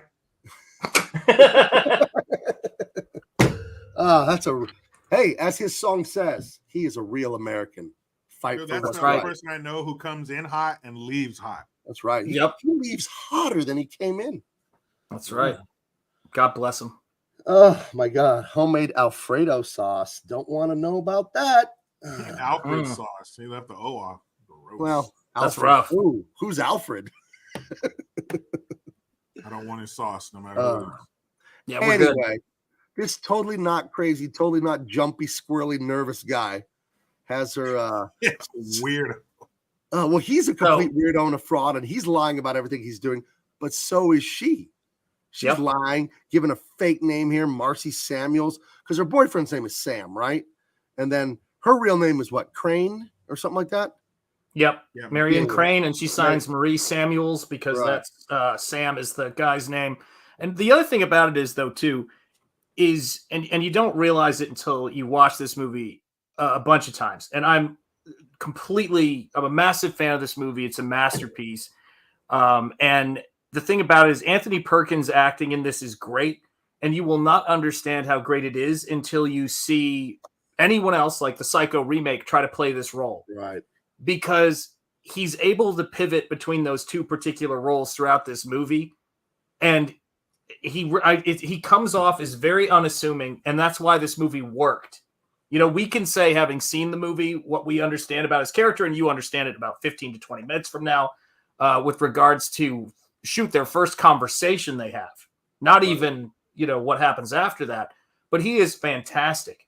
He's so good at this, and this is the crazy thing. He seems small and weaselly. He was a tall guy. He was actually a really tall guy, and he's able to play small in this and seem, and that he go from that to, as you see him later on, he starts seeming more and more menacing as time goes on. Look at him right here. As people that draw comics, Sean, you and I, look at the way his shoulders are rolled. That he's not standing straight up like a man. He has a secret. He's making himself small. Like, that's fantastic acting there. And it's intentional. You could see that energy, the nervousness in his chin and in his shoulders there. Because if you were going to draw it, that's what you would do. You would roll up the shoulders and all that stuff. Rolling the shoulders, it usually implies shame or disappointment or like some sort of agitation. So it's fantastic. And that right there on the ledger, that's called cursive. What is that? It's a ancient writing form that people in our age group still know how to do and read. There used to be entire letters that you would give and receive from different people that you correspond with. Come down on that for your children, because my kids didn't learn cursive because they no longer taught it when my kids went to school. And I'm like, first I thought it was bad, and then I realized, no, cursive I think is a waste of time. There is no point to it. Why? I don't know. It's pretty. It's it's a way that we used to communicate. This is the way you write like important things and stuff. But yeah, it's definitely antiquated. We don't need it. Nobody writes in cursive. Nobody writes. Everything's typed. But it's just nice to pass things down, I guess. No, I think I'm sorry. I 100% think it's more important than that. I think it's about penmanship is important, because it's the same thing with your signatures, with everything else. It's about learning hand control. The number one thing that everybody I see from surgeons on up say, the removing of hand skills from school is causing a massive deficit in people who can do meticulous work, because everybody knows how to pinch, zoom, and scroll. So it's actually about training your motor skills to do something, and it's a muscle memory thing. In a lot of ways, it's the same thing with sports, right? You could say the exact same thing with sports. Like, people say things like, people like to swing wildly and go into boxing and get their asses handed to them. It's like keeping your hands up, good posture, we're pretty much now communicating with emojis. It's not even type, and we're wait not for the reading disc to, print like, literature. It'll get to grunts and thrusts eventually. We're going No, backwards. someone said, yeah. Jim Gaffigan said that about McDonald's. We now order number 1, number 2, number 3, and number 4. Soon we're just gonna pull up and go, like it's where it is. You're gonna go up So, to yeah, and just touch your mouth. yeah, it's rough. It's rough. You go, you'll be like a toddler. You have to pee or take a shit. You just grab your crotch and walk to the bathroom. Grunt. Sounds good to me. Oh goodness. Make it clear what you want. You know. So she checks into her room, guilty as hell. You know, she gets herself a newspaper. She's gonna spend the night, get up early and get the hell out. He's gonna bring her breakfast at sunrise or whatever. Remember, he talks to her about that. And he offers to have some dinner with her. You know, she's like, oh no. And he's like, no. I'll make us like cheese sandwiches and milk. Ugh. What is this, preschool? Like, yeah, preschool dude, you just get home from school. The fuck? You like Yeah, a I mean, cheese that's a weird sandwich? question. I liked the cheese sandwich when I was a kid. Cheese and mayo. You ever do that? Yeah, when I was a little kid, but you know, he's definitely suffering from some arrested development.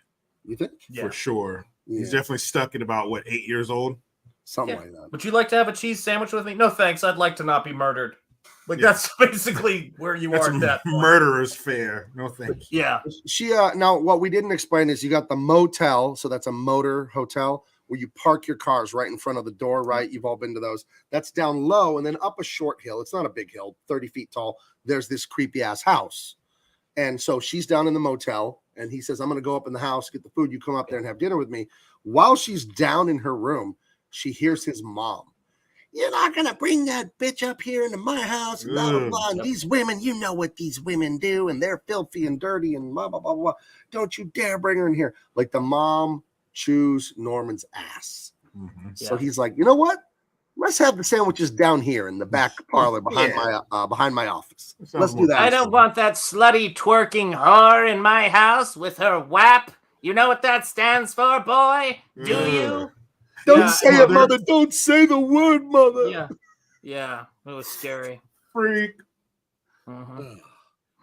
So they have a delightful. Can you imagine? Could you fucking imagine? Now, here's the thing about this movie.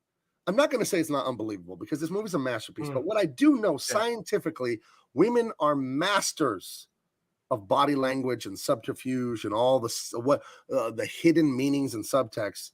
This dude is all twitchy and jumpy and having dinner with you in this poorly uplit room with stuffed dead animals everywhere after his mother chewed his ass out like he was 7 years old, even though he's 30 or whatever. And nothing's going off in her head that, hey, maybe this is a weird situation. Maybe this guy's a weirdo. No, you plow right through those red flags. No, instead she's telling him, you shouldn't let your mom talk to you like that. You know, thank you for the sandwich. And he's talking about stuffing animals and this and that and being a taxi. But I think that's where she fucked up was saying something negative about his mother. You shouldn't let her do anything. Well, he says to her a horrifically disgusting line. A boy's best friend is his mother. Yeah. Oh, for heaven's sake, guys. Ooh. Norman is a red flag in a button down. Okay. Norman basically, I mean, she's like going, well, I didn't, what is it? Oh gosh. People never mean anything or never mean any harm. They cluck their thick tongues and shake their heads and suggest, oh, so delicately. Then she goes, maybe you could put your mom someplace. A madhouse? Have you ever been in one of those places? The cruel eyes staring at you, the laughing in the ground. Like at that point, get in the fucking car. Yeah. We'll find somewhere else to stay tonight. Yeah, run to the cop. Find the cop who's probably right behind you anyway. You know, because he's following you. The fuck? Yeah. He's a weird guy. He's a weird guy. He ain't right. No. He's sitting there talking to her about stuffing dead. Oh, hold on. I found one more photo I like I need to add in. Come on, add it in here. Just sitting there, freak, petting his dead animals, talking to her about how awful the nut house is. So wait, what's wrong with this picture? I'm not. No red flags I'm here. not tracking I don't see the problem. Yeah, is it, yeah. Moscow, Charlie, you're killing it. The birds are important in the background. In England, bird is a pejorative term for a woman. Oh, that's right. That's like how we say chicks. They say birds. Also, her last name is what, guys? Crane. Mm-hmm. He's like, hey, I'm about to stuff another boy. But you could definitely see it change when she mentioned locking his mom up. Not locking her up, but putting her in a facility. I mean, especially if she's fucking riding you like that. Jeez. But that's when he decided that she had to go. Yeah. And had she decided she had to go before he decided she had to go, she'd still be safe. She'd be living it up with Sam with that 40 large. 40 grand. I think he's into birds too. I mean, if you look at the pictures on the wall, like that's some people like birds. He seems to really like birds. And I also want to take a moment to say this. We talk about what we've lost. You know, it's sometimes people feel like these are dark and tough times, but whenever you feel like things don't get actually better in this world, take a look at the bras we used to deal with. Right. Yep. You know, let me tell you about our struggle. Try getting that off with 3 fingers in one move. Yeah. You'll cut your hand. That thing probably had a latch on the back, like a fence. You have to reach over the fence and undo the latch. Probably has something like that back there in that prehistoric contraption. Yep. So she heads back to her room. He heads back up there with good old mommy to tuck him in and go good night. And how was your dinner with that whore? And she takes the 40 grand. Yeah. She ends up wrapping it up in the newspaper and leaving it on the nightstand. She's going to get in the shower. Now, you will notice the sort of black circle in this image here that you're looking at. That is because this is a Norman Bates eye view. He moves a picture in the parlor where they were eating their snack, and the wall happens to be butted up against her room where he can look through a little pinhole and watch people, and that hole is lined up with the shower. So he's that guy. Yeah. And he when he's getting, this is one of those great little acting moments when she's asking for a room, he reaches over to one key and then pauses and then goes back to the room number 1. And you just, if they made this as a Marvel cinematic movie, you go, you're going to want to stay in 1. It has the best view. And then he'd look into the camera. And then all the idiot Marvel people in the crowd would look at each other and go, get it, get it, get it. Ugh. Yeah, so now he's a creep and a pervert. A dirty pervert. Ooh. The worst kind. The worst. As opposed to a clean pervert. Yeah, clean I'm pervert. a clean, elegant, distinguished pervert. My name is Niles Chesterfield. I'm the head administrator of the Clean Perverts Club of South Brighton. Well, I will not eat that slop. I'm a pervert. How dare you, sir? I'm not your ragamuffin, run-of-the-mill pervert. We're clean. I'm not one of these dirty perverts. I'm a clean pervert. Unhand me, officer. I feel like I have seen that video somewhere, man. He's like, oh, my bad. I thought you were a dirty pervert. You're a clean. Yeah, sorry about that, sir. Of course, I'm a clean pervert. Well, we all remember the succulent Chinese meal, right? Mm-hmm. Have you seen this? Oh, dear God. Does it anyone the Continental? No, go ahead. No. This guy is a freaking legend. I don't know the context of it exactly, but he's getting arrested, and he was day drunk, and he's that British dude. Yeah, right. That was hilarious. Very eloquent in his arrest. Yes, here he is. You just assured me that I could speak. Sit down inside the car. We're not assuring anything. Inside the car. What? Gentlemen, this is Democracy Manifest. Have a look at the headlock here. See that chap over there? Get your hand off my penis! This is the bloke who got me on the penis before. Get some cups. Why did you do this? Get some cups. What is the charge? Eating a meal? A succulent Chinese meal? Oh, that's a nice headlock, sir. Oh, yes. I see that you know your judo well. And you, sir, are you waiting to receive my limp penis? Now, get your hand. Ta-ta and farewell. Ta-ta and farewell. Ta-ta and farewell. That dude's the best. My succulent meal. What is the charge? Enjoying a meal? A succulent Chinese meal? Get your hand off my penis. I see Jericho. you know your judo well.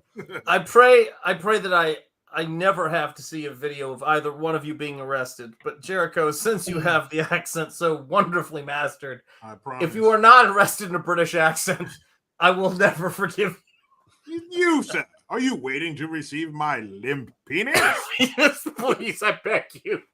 That's how I want to be taken down. That's my last What's word. the charge? Unhand me. That dude was the best. A succulent Chinese meal. So I told you my wife was like a fraidy cat on the couch watching this movie. She'd never seen it. And when they cut to the eye with the light on it, she saw, oh my gosh. So gun barrel to that hole. See Right. ya. Yep. So what's that? That looks like the muzzle of a gun or something. Bang. What's that flash? You see the flash. It's too late, man. Yeah, that's what those kind of people anyway. Yeah, he's a disgusting pervert. And what a secure place. What a secure place to leave the money. Let's wrap it up in a newspaper and leave it on the nightstand. Right. Yep. So she, for whatever reason, is keeping track of the money she's stolen and how much she spent.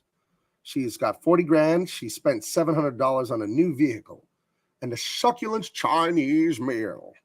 So, I mean, seriously, why do nerds even attempt to commit crimes? This is embarrassing.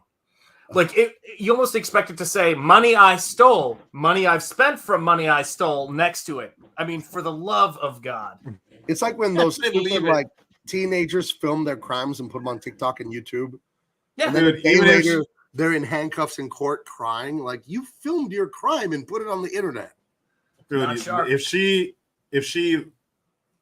left that paper like on the doorstep of the police station, they still wouldn't. Right. Like, Yeah. no, I just don't. It's not a smoking gun. It's not what I was looking for. Yep. Damn it. She's like, all right, I'll try something else. I'll try something later. Yeah. So she's getting nice and fresh in the shower after a day of stealing and buying cars. Well, you know, it's dirty work. Yeah. She's getting a nice shower, and claim someone that. appears behind her. Woman, hair in a bun, and a Bitch. big kitchen knife. And you could see the old timey dress, the high collar, Right. you know, the shoulders, the ruffles, where the fuck that was. And you can tell this must be an older woman just by the hair, like you said, the bun, the dress, and all that stuff. So this, it's his mother. Why would he or why would she say those things? Or if she said those things that she heard her say, of course, this has to be her because, damn. But And this who is knows a what bit the extreme.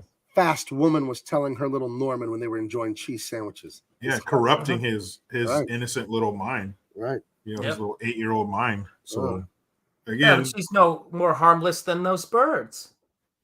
Sorry, go ahead. those dead stuff birds. And Wow, for what a shot. 1960, this is risque. This is people were talking about this probably the next day. This probably got pulled from theaters and probably a lot of backlash. The equivalent to what was it in the 90s, in the early 90s when gangster rap came out. There's this famous footage of this church buying a bunch of CDs and running them over with a steamroller. This probably freaked a bunch of people out. This is only 3 years after, I think 3 years after Elvis was gyrating on the Ed Sullivan show. Like Elvis the pelvis. gyration, the world lost its mind. So this was, went into little boys' spank banks and adolescent men's, men's whatever age. This went into the spank bank right here. Well, and this sequence too was storyboarded by Saul Bass, who was one of the greatest graphic designers, let alone he did the title sequence in this movie. But people don't know he also designed the AT&T logo, the United Airlines logo. He designed the Quaker Oats icon. Pretty iconic. Yeah, he's done a few things, right? He's done a few things, and so he's one of the great geniuses. and he storyboarded, and they're beautiful storyboards, this entire sequence. I mean, they must have had so many. I think Hitchcock said it was some obscene amount of camera setups for this to get all these different angles for a scene that lasts like, it's over like that. It's brilliant. So is she stabbing her in that region because that's her, her filthy area or something like that? Because who knows? You usually don't see people get stabbed that low. It's usually, the neck, chest, stuff like that. So maybe this is, stabbing her naughty place that's corrupting her little man. I don't know, but she's seems like go ahead. She's dead now. Yeah, she's out of here. Got a base coat of stabbing. And you see the blood. You see blood dripping down for a split second at her feet. Going down the you can see a little everything. Yeah. You can see a little bit there. Yeah, but this wasn't gory. This was not gory. This wasn't a slasher flick. There wasn't blood spatter. You see it real quick. It's in black and white. So I remember you don't even see red. Watching something about special effects and all that, and they said that they used Hershey syrup for the blood in this because it gave them the right color for black and white film. When they used red dyed stuff, it wasn't dark enough for the contrast in the movie. Yeah. So I don't know if that's true, but it was a legit looking special effects thing I was watching on YouTube. Yeah, you have to. This was like a delicious chocolatey murder, Yeah. Yeah, our murders are bad. You know what makes a murder better? Chocolate. A bunch of kids sitting around. Chocolate murder. Oh no, a boring murder got your kids down? Let them have chocolate murder. Shows up. It's like a commercial. The murderer comes in and drops the knife everywhere. New Choco stab. Honey, how about taking the night off and we'll have some chocolate murder? Ooh. But this, as a viewer, you have to work in this movie. All the heavy lifting is up to you because your imagination is doing all this. Not a lot of blood, no stabbing, the dark shadow. So you're spent after watching this movie. You're emotionally, mentally, you worked hard getting through this movie in a good way. Yeah, it's fantastic. So she gets got, and dang, face down, butt up. That is not. That's a good the way we like to. Anyway. Yeah. But I hope that they clean that floor because you are face down on a bathroom floor. Ooh. Yeah. So then, so Mama sends her to the afterlife, the chocolatey afterlife. And then later, Norman comes down to see what's going on. He looks in the bathroom and the shower's still going and he flips out. He can't believe what he's seen. You can't believe his mother did that. Mommy did it again. Well, yeah. He says the reason he comes down there is because he's like, mother, blood. Because he's seeing her. So he goes down there to check and see what the hell is. That's right. She did. In the house, mother has blood and he's freaking out when he sees it. That's right. Real quick, +5 for 2. Thank you, friend. Well, her Wednesday hump day was cut short. Ooh. That's right. Thank you, friend. That's brother.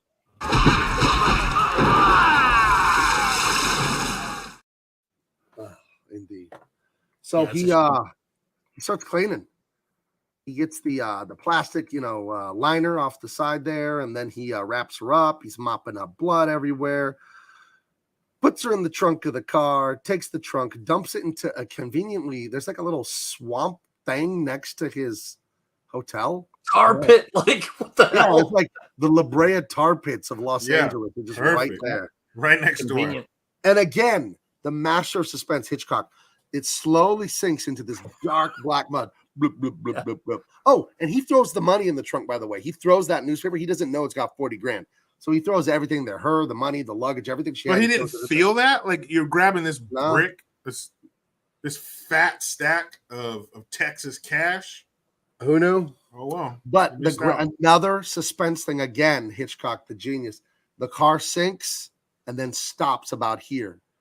And you're like, and even though he's the murdering bad guy, even though she's the robber, there's a party that's like, you don't want him to get caught for whatever reason. It's that pattern recognition in your brain. You're like, that suspense thing. And the car won't sink. And then he's fidgety and nervous. And then finally it finishes sinking. Like, geez. But we talked about this. Yeah. Go ahead. No, go ahead, Sean. Oh, no, I was just saying we talked about this with, we were watching Sean Connery in the Bond movie, but do you think they would have killed all these cars if they had known? You know, like, do you think they would? Like, I watch these movies and I'm seeing that car sink and I go, don't do it. Kill the girl, but yeah, sink the girl, not save the car. Like, what do you, like, seriously? Haven't you got any heart? Don't you love your country? Right? Yeah, those things are Detroit beautiful, Steel, man. Come on. And I think, but if you think about it, adjusted for today's, you know, for inflation, that dude threw $1 million in the trunk. Yep. Like, what a jackass. Why wouldn't you, even at that 40 grand, it's wrapped up in a newspaper. It's not in a box. You didn't pick that newspaper and feel, what the hell is this money-sized brick-like thing wrapped up in here? What an idiot. Maybe he was so frantic cleaning up from his mother's murderous outburst, but what a dumb. Yeah. Yeah, they spend more time, and that's another brilliant Hitchcock thing. They spent he's a jock ass. I want this jock ass sign by tomorrow. That is 100%. One of the most absurd things I've ever seen in a movie. When the TV executive is electrocuted to death in front of the studio audience with Hulk Hogan and all them there, and no one bats an eye. Could you imagine if a man was electrocuted to death 20 yards away from you, just being like, yeah, I think they're out of hot dogs at the hot dog stand, like not caring that someone. No, if that was today, everybody would be on their phone. They wouldn't even notice. And they still wouldn't care. And they'd just be like, got it. Yeah. The upload. Yeah. We got our answer. They're in Fairville, California. There it is. Fairville. This is her lover from the beginning, Sam Loomis. He was the one there, that tall drink of water in the middle, that met her at the No-Tell Motel in Phoenix, Arizona in the middle of the day. Yep. And she was driving to go bring him all the money because they're going to have their lives together. He's writing her a letter here, you know, how he misses her. And so what if they're poor and this and that, and they can be together, this and that. And her sister comes looking for her. That's the lady on the right there. That's the now deceased Marion Crane's sister. And she's like, is she here, Sam? Because she knows he's having this, not affair, but whatever, this fling with her. And come on, tell me she's here. They're looking for her. And I haven't heard from her and this and that. And as they're talking, is his last name Arbogast? Arbogast? Yeah. The private dick comes in. We like this guy. He looks like a private detective. He's, 50 years old, a little bit overweight from all the stakeouts and donuts and all that. And, he's got that attitude. He was probably a cop for a while, for like 25 years. You got some experience. Right. And, he comes in and tells them that he's looking for her too. And, hey, she's not here. Wink, wink. Right. You don't know where she is. Wink, wink. He thinks they're in on it with her and they know where their sister is, but they sincerely don't. And, but what you learn here, and Shant, you talked about it earlier, and if you want to expand on this point, her bad luck is like people letting her off. The Texas guy, big Tex with all the money, and her boss at the bank, they didn't want to call the cops on her because they she's a good lady mostly. So let's get a private dick. We'll get her in here. She'll give the money back, and it never happened. So think about the bad luck of people being nice to her, got her ass killed. Yeah, I mean, just imagine a society where, everybody was kind of allowed to do what they want to do and there weren't really consequences of what that could lead to. Oh, wait, never mind. Yeah. Never mind. Consequences, responsibility. Yeah, consequence. Crazy talk, man. Crazy talk.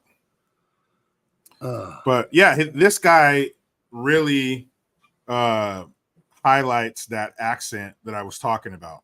Well, I'll find the girl. I'll go down there. I ask some questions, and I'll find it for you. Like, it was this weird.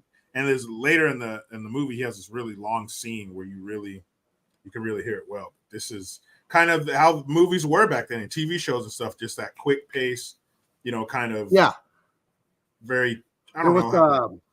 That quick pace. There was like a snap to it or something. It's very much exactly. It's very much like theater. It's like projecting like theater for some reason. I'm gonna head down there and I'll get the information. But it's like, are you really talking that way? Like, what is this? Yeah, and she'd be like, well, it's good acting. It's just unusual for our time. For sure. And well, where do you think I should start? Well, she used to go down to this place here, down the highway. There's that snap to it, but everybody did it. I don't know why we got away from it. I don't know who decided we're not going to talk like this anymore, but I kind of like it because this is kind of the only time that you could find it. Like I said, it went away. And again, the tension. Fuck, this whole thing is so tense, this movie. So Arbogast comes up here, starts talking to Norman Bates, And Norman Bates is guilty of sin and just is lying and tripping over himself to this guy. So there was no one here. There was no lady here. And then it turns out her name's in the register, and there was a lady here. And I did talk to her, and there's no one in the house. Oh, maybe my mom's in the house. And like he just keeps contradicting himself. And again, in your brain, you're watching, the tension is just rising. Like, dude, he's gonna get caught. He's gonna get caught because he's just weaving this web of stupid lies. This bullshit. Yeah, he's so bad at this. And again, look at his amazing body language. Norman Bates is jumpy, and look at Arbogast. Elbow leaning on the table, swagger, tough. Kid. Tell me your story, kid. Right, he's a hard-boiled detective, and he's like, I'm not afraid. I'll come up here with this fucking weirdo, and I'll shake him down. I'm not worried about this guy, even though we're alone in the fucking rain in the dark or whatever. So it's great. But he's a tall, lanky weirdo. This grizzled detective, PI. Former cop, whatever he is. Fought in World War II, when this guy was in. This guy's what, 20 years ago? So this guy's like in his 50s. Yeah, he was probably right there in the shit, man. Yeah, dude, but he was probably like leading a platoon. He was like in his 30s. Right, he was storming the beach in Iwo Jima or something like that. This fucking actor, this guy has a piece of fucking lead in his hip. Right. So they can't take it out or he'll die. Like this dude fucking he's been there. Right. Yeah, he's been there. Twerp with his taxidermy doesn't scare anybody.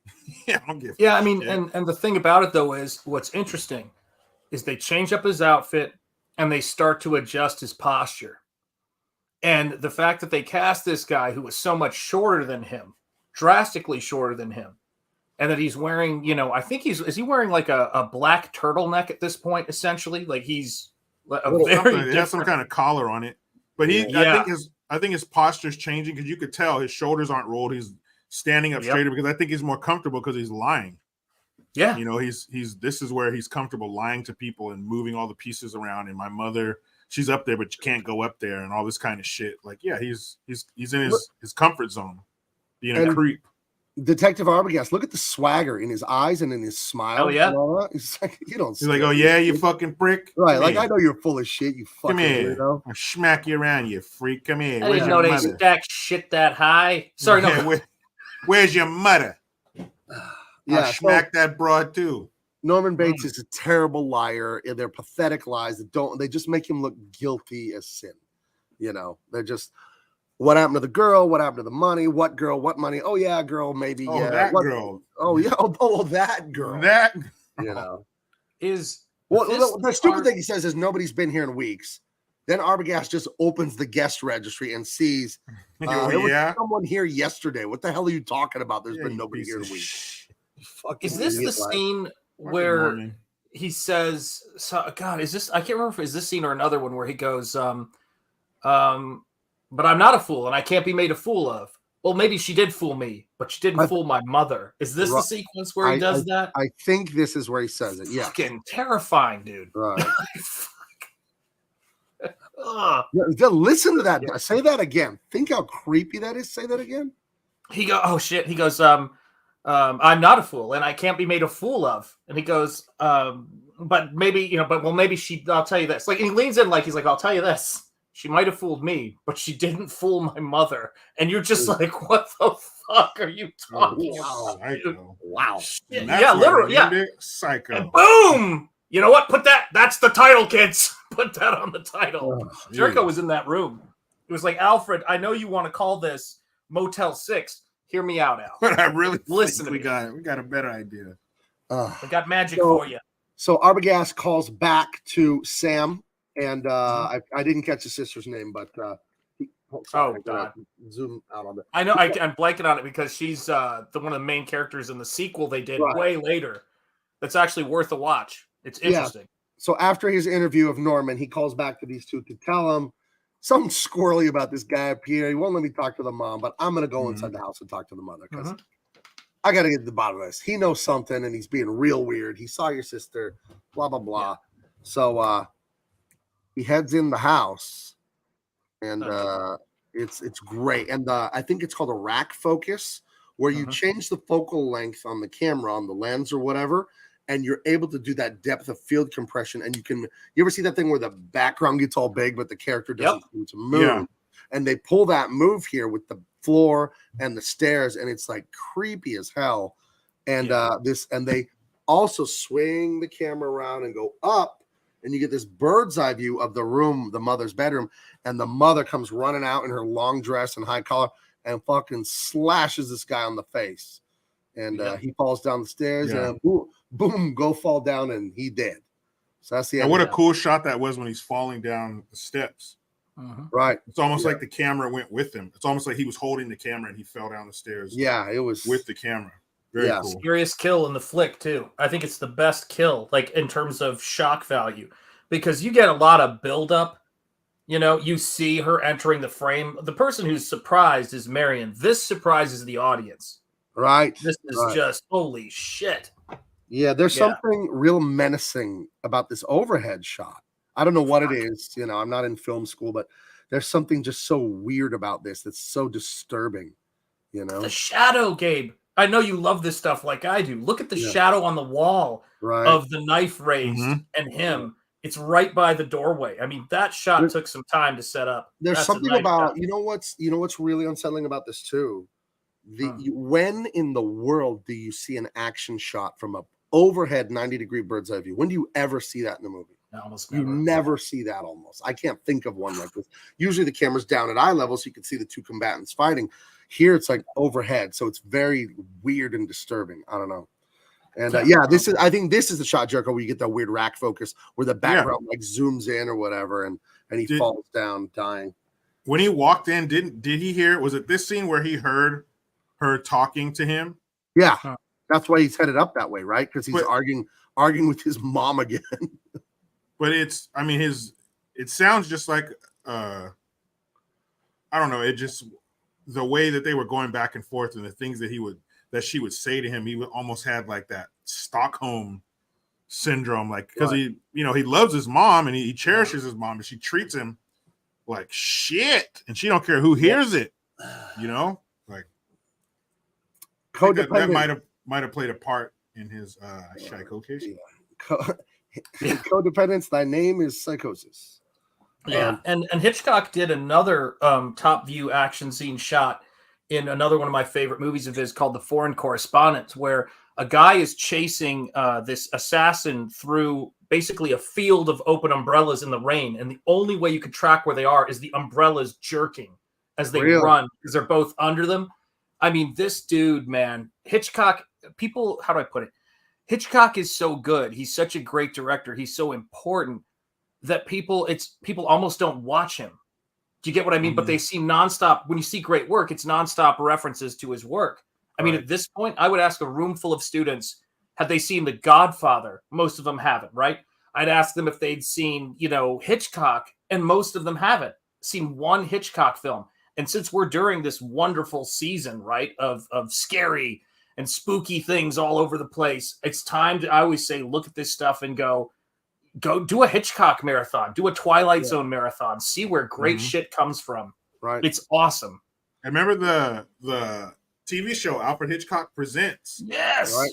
And this movie was filmed with like the crew of that and the budgets from that. This was a low budget movie, actually. I did some research on it after I watched it the other day. And I guess this was filmed by his TV crew people from that show. Again, could be wrong. You read a lot of shit on the internet and who knows if it's true. Yeah. So sounds good. Yeah, I like the way it sounds. I'm going with it. It's gospel. I'm basing my life on that for sure. Yep. I love the cop too. So again, this is where you get a great reveal. They're back there. Arbogast hasn't come back. He was going to come back in like half an hour or whatever, and it's been like 3 hours. It's the middle of the night. They don't know what to do. The boyfriend Sam and the sister of the dead woman, Miss Crane, and they're like, "Well, we should call the sheriff or whoever's in charge on here." And you got to remember, this is small town America where the sheriff, you go to church with this guy. Yeah. You know what I mean? He probably coached you in Little League. Like, this is small town Main Street USA kind of stuff. So they call this dude at like 3 a.m. Him and the lady come down in their PJs. Do you guys wear PJs? I just wear a t-shirt and short and like cotton workout shorts to bed. Yeah. Do you wear PJs? No? No. Oh, well, I remember you stayed in my house this summer, Jericho, and you said because you were a guest, you weren't going to sleep naked like you usually do. Yeah, I told you it was cool if you shut the door, you could sleep naked, I guess. Nah, naked door open. It's my policy, so I figure I'd be respectful. Yeah. So you sleep naked, you put a towel down, though, okay? You can't put your butt cheeks directly on my bed. Can't put that swamp ass on the sheets. Yeah, but I'm a Martin Riggs, man. I go to sleep naked with a holster. Just a leather holster, that's it. Safety off, however it goes. It goes where it goes. Shit. Yep. So anyway, it's a great scene here. They're asking him about, Norman and this, that, and the other, and like, is anybody over there? And they have him call Norman in the middle of the night. The cop calls him, and like, is everything all right? And everything's fine. But they're talking to the police officer, Sam, and the sister about Norman's mom, and he just like tells them his mom, she's been dead for 10 years. 10 years. You idiot. And like that, what that must have been like to see that for the first time without knowing the truth about this movie, that must have been mind-blowing, because then you understand why these shots are from overhead. Because you would have thought it was the mom if there's no internet, there's no Wikipedia telling you what's really going on here. And it wasn't the mass media world we live in now where everyone knows every spoiler. But you go, oh my gosh, there's no mom. Well, who is it then? Is she still alive? Is it a ghost? Is it the son? Yeah, we're not watching this in real time. That's the thing that is crazy about this movie. We're still going, what about the money and the bank and the house? And do you know what I mean? Like, they just changed the plot of the movie inside of 10 minutes. It's freaking insane. This movie is so brilliant. It's incredible. And I do love that cop because he reminds me of, when I was growing up, it's kind of like, well, you tell me that your sister's missing and she's missing a lot of money. Maybe you should have tried calling the cops instead of a private investigator. Right. He's kind of maybe he ran off with the money. They're so screwed because they're not doing they're trying to protect her from consequences. Oddly, consequences come. And look at how small town this is. The sheriff, like him and his wife, are in their robes in their home at night. Like, yeah, come on in, I'll help you out. Right. Yeah, I'm surprised like she didn't offer it. She probably offered to put on a pot of coffee and some pound cake. I think she does offer them. I think she does offer them a drink or something. Yeah, this is like salt of the earth people. So they find out the mother's been dead for 10 years. I like Captain Haruno. She's a ghost. Oh my goodness. So is it a ghost? Is it crazy? Is it Norman himself? What the hell's going on here? Yeah, but they said the mother and her husband, she had remarried after Norman's father died when Norman was little, and the mother and the husband allegedly died. The stepfather of Norman died 10 years ago. So this whole thing seems very, very. But it was a murder-suicide, right? Right. That's I think he said the mother found out this man had another family. Yeah. And then murder-suicide, poisoned him and herself. Yeah, it was like fucked up. Lucas Larry says it was pound cake and steam buns. I doubt it. Steam buns. Well, if you have pound cake by itself, you're fine. Steam buns by themselves, you're fine. Right. But once they mix in your stomach, that's a toxic. Steam buns. Cocktail. Deadly cocktail. Very becomes Bondo. Go ahead. Sorry. If it's pound cake before steam bun, let's have some fun. Yeah. Yeah, I'm gonna pound the cake. I'm gonna pound that cake. So Norman, he heads upstairs after and he's talking to his mom, and she's yelling at him, and he's like, "They're gonna come over here. You just need to go down in the fruit cellar, okay?" And she's like, "No, not the fruit cellar again. You can't do that to me." And they're just having this vicious argument, and he drags her out of the room. So now you're like, well, wait a damn minute. We saw a lady, could have been him dressed in drag, but now we see a body that he's dragging. And again, you get that obscured bird's eye view again. It's like, what in the hell is going on here? So it ain't good. So the next day, go ahead. Where they go, well, we'll talk again at church. It'll be nicer. Like, these are the nicest people, man. Right. And here, take some pound cake to go. And I made a turkey from scratch for you. I mean, I want to follow their story. I don't like any of these other people. Charlie Stevenson accuses you of going to bed in a shoulder holster and chaps, Shant. Is there truth to this rumor? That's not an accusation. That's something I wear with pride, just like the holster. You have rainbow colored pride chaps. My God, are you a psychic? No. I've been reading your journal. Yeah, that's my journal. Holy shit. No, I think I want to. That's what we need. We need a sequel to this movie called Norman's Journal. Like, what the fuck is that? It's like, Dear Diary, Mother was very upset today. I got my new jeans dirty, and she had just sewn them last week. Yeah.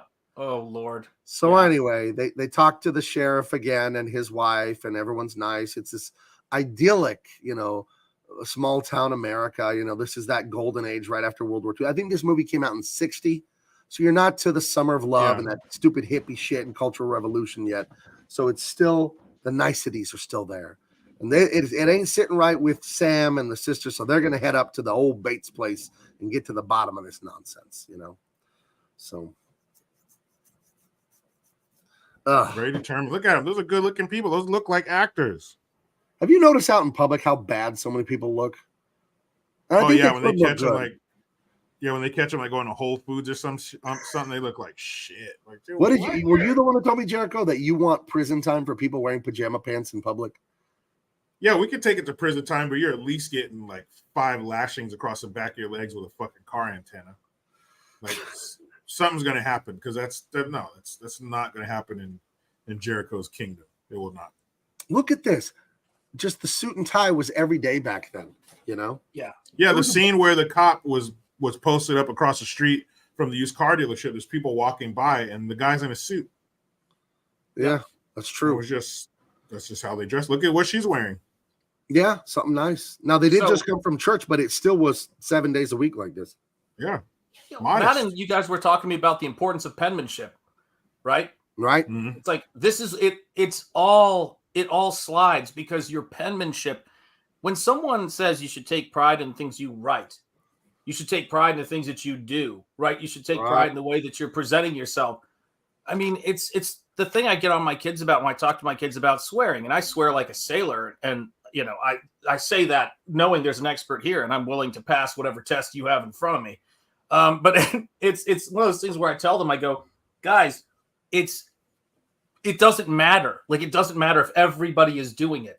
Be the person who's not doing it. Doesn't matter, if everybody's dressed like a slob. Like, I remember when I started teaching, everybody was like, I want to be your friend. You had teachers who were, my age now wearing Hawaiian shirts, trying to be the cool art teacher. And they taught like they dressed. They do that thing where they turn the chair backwards and sit in it with the arms on top. Fucking hell, dude. No. Don't even get me started. And I remember I was wearing a button down and tie, which I had been wearing probably since I was, because I went to a school where you had to wear one starting in 7th grade, for God's sake. And so laps on Sunday if your tie wasn't straight, shit like that. And so I started dressing like that. And they go, well, that won't last. And it held because I was like, I'm not at home when I'm doing this job. I'm not. Do you know what I mean? This is my living fucking dude. This teacher right here. This is the teacher that has the after school club or whatever. He's trying to be your fucking friend. Let's be cool, man. Yeah, man. My daughter, she had a volleyball game yesterday, and the teacher, her coach, of course, is a teacher too, and she had ripped jeans on.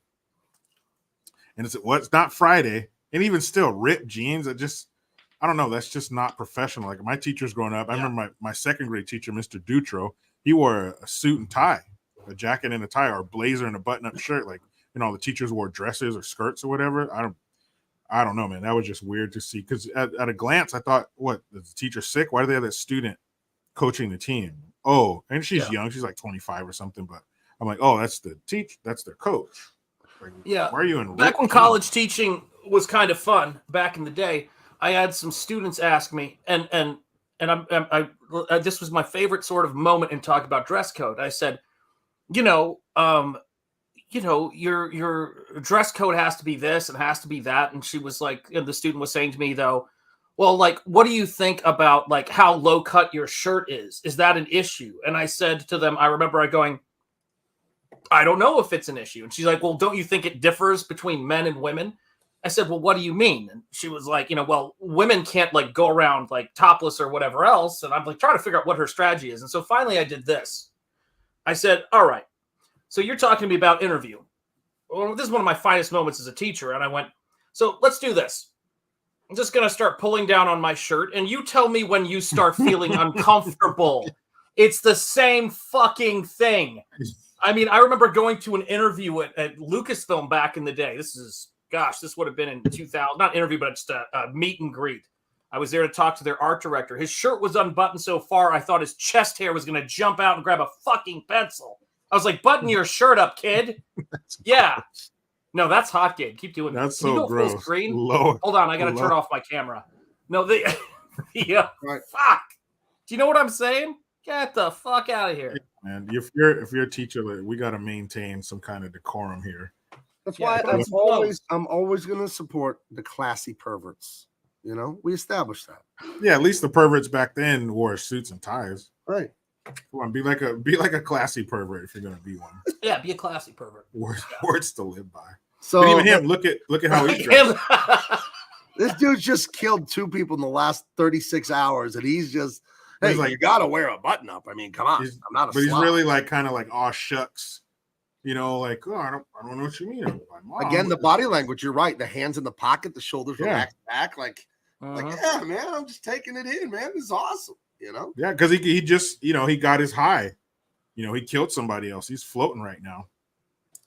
Didn't he too, right when before the scene started? I think it's one of my favorite shots in the entire movie where they pull up to the place and he hears the car honk that they're there, and it cuts to him looking over his shoulder as another car is sinking into the fucking tar pit because he just took out the fucking private eye. I freaking love that. Arbogast car's sinking. Got another one.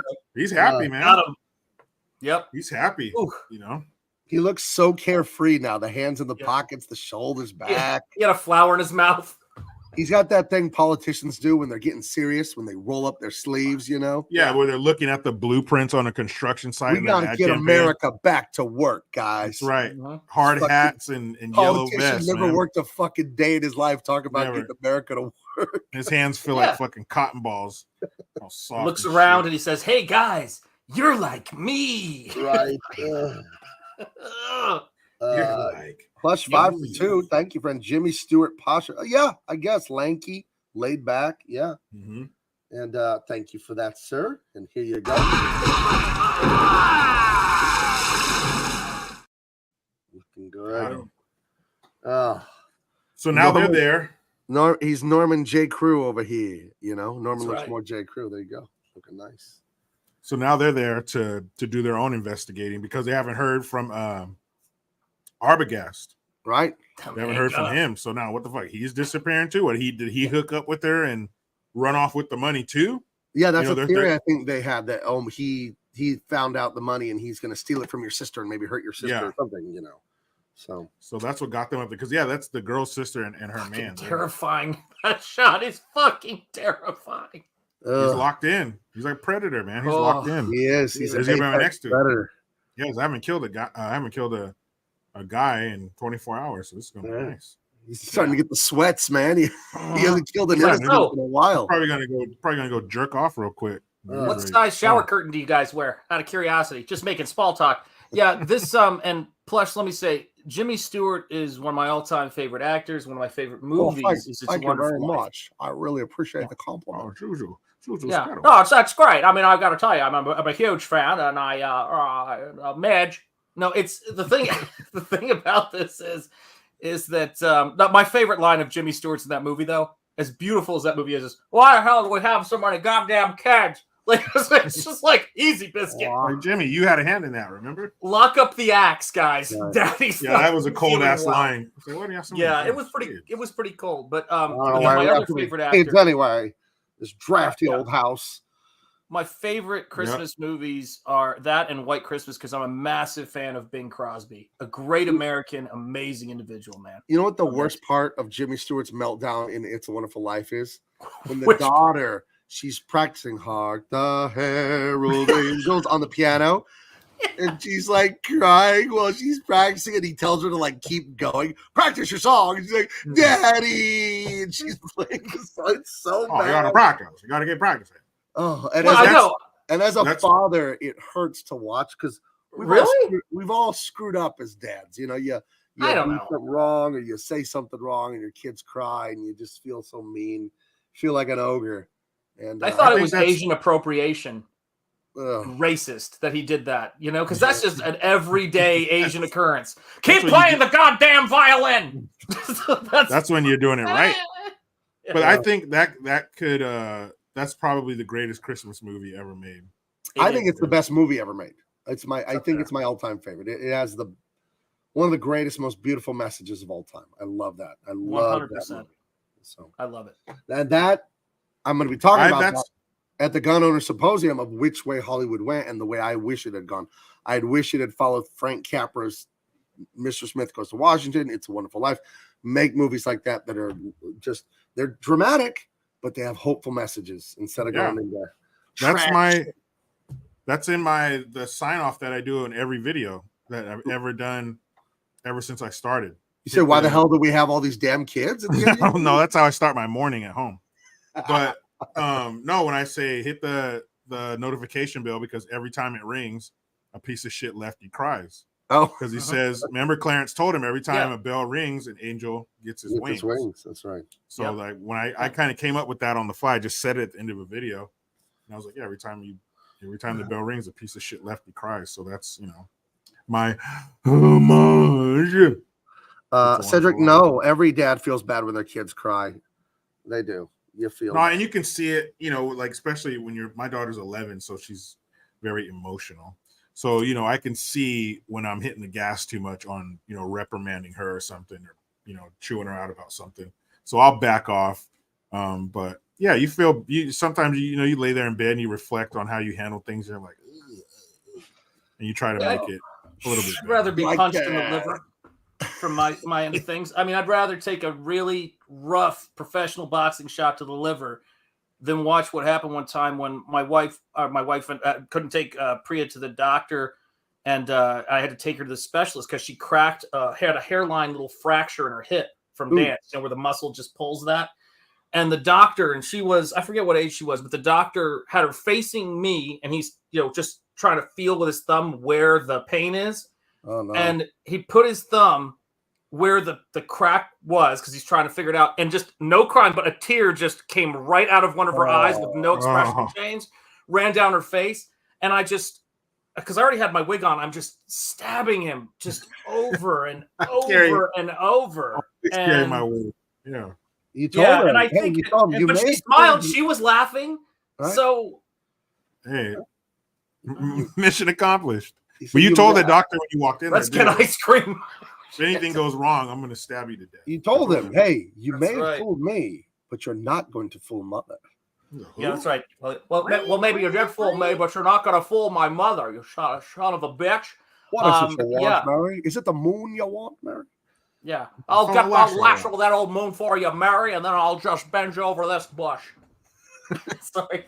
You know what? One of the slickest line. One of the slickest lines, a cold ass line that would just melt any woman. He tells Mary, well, if it wasn't me talking, I'd say you were the prettiest girl in town. That's a damn line. That is a good line.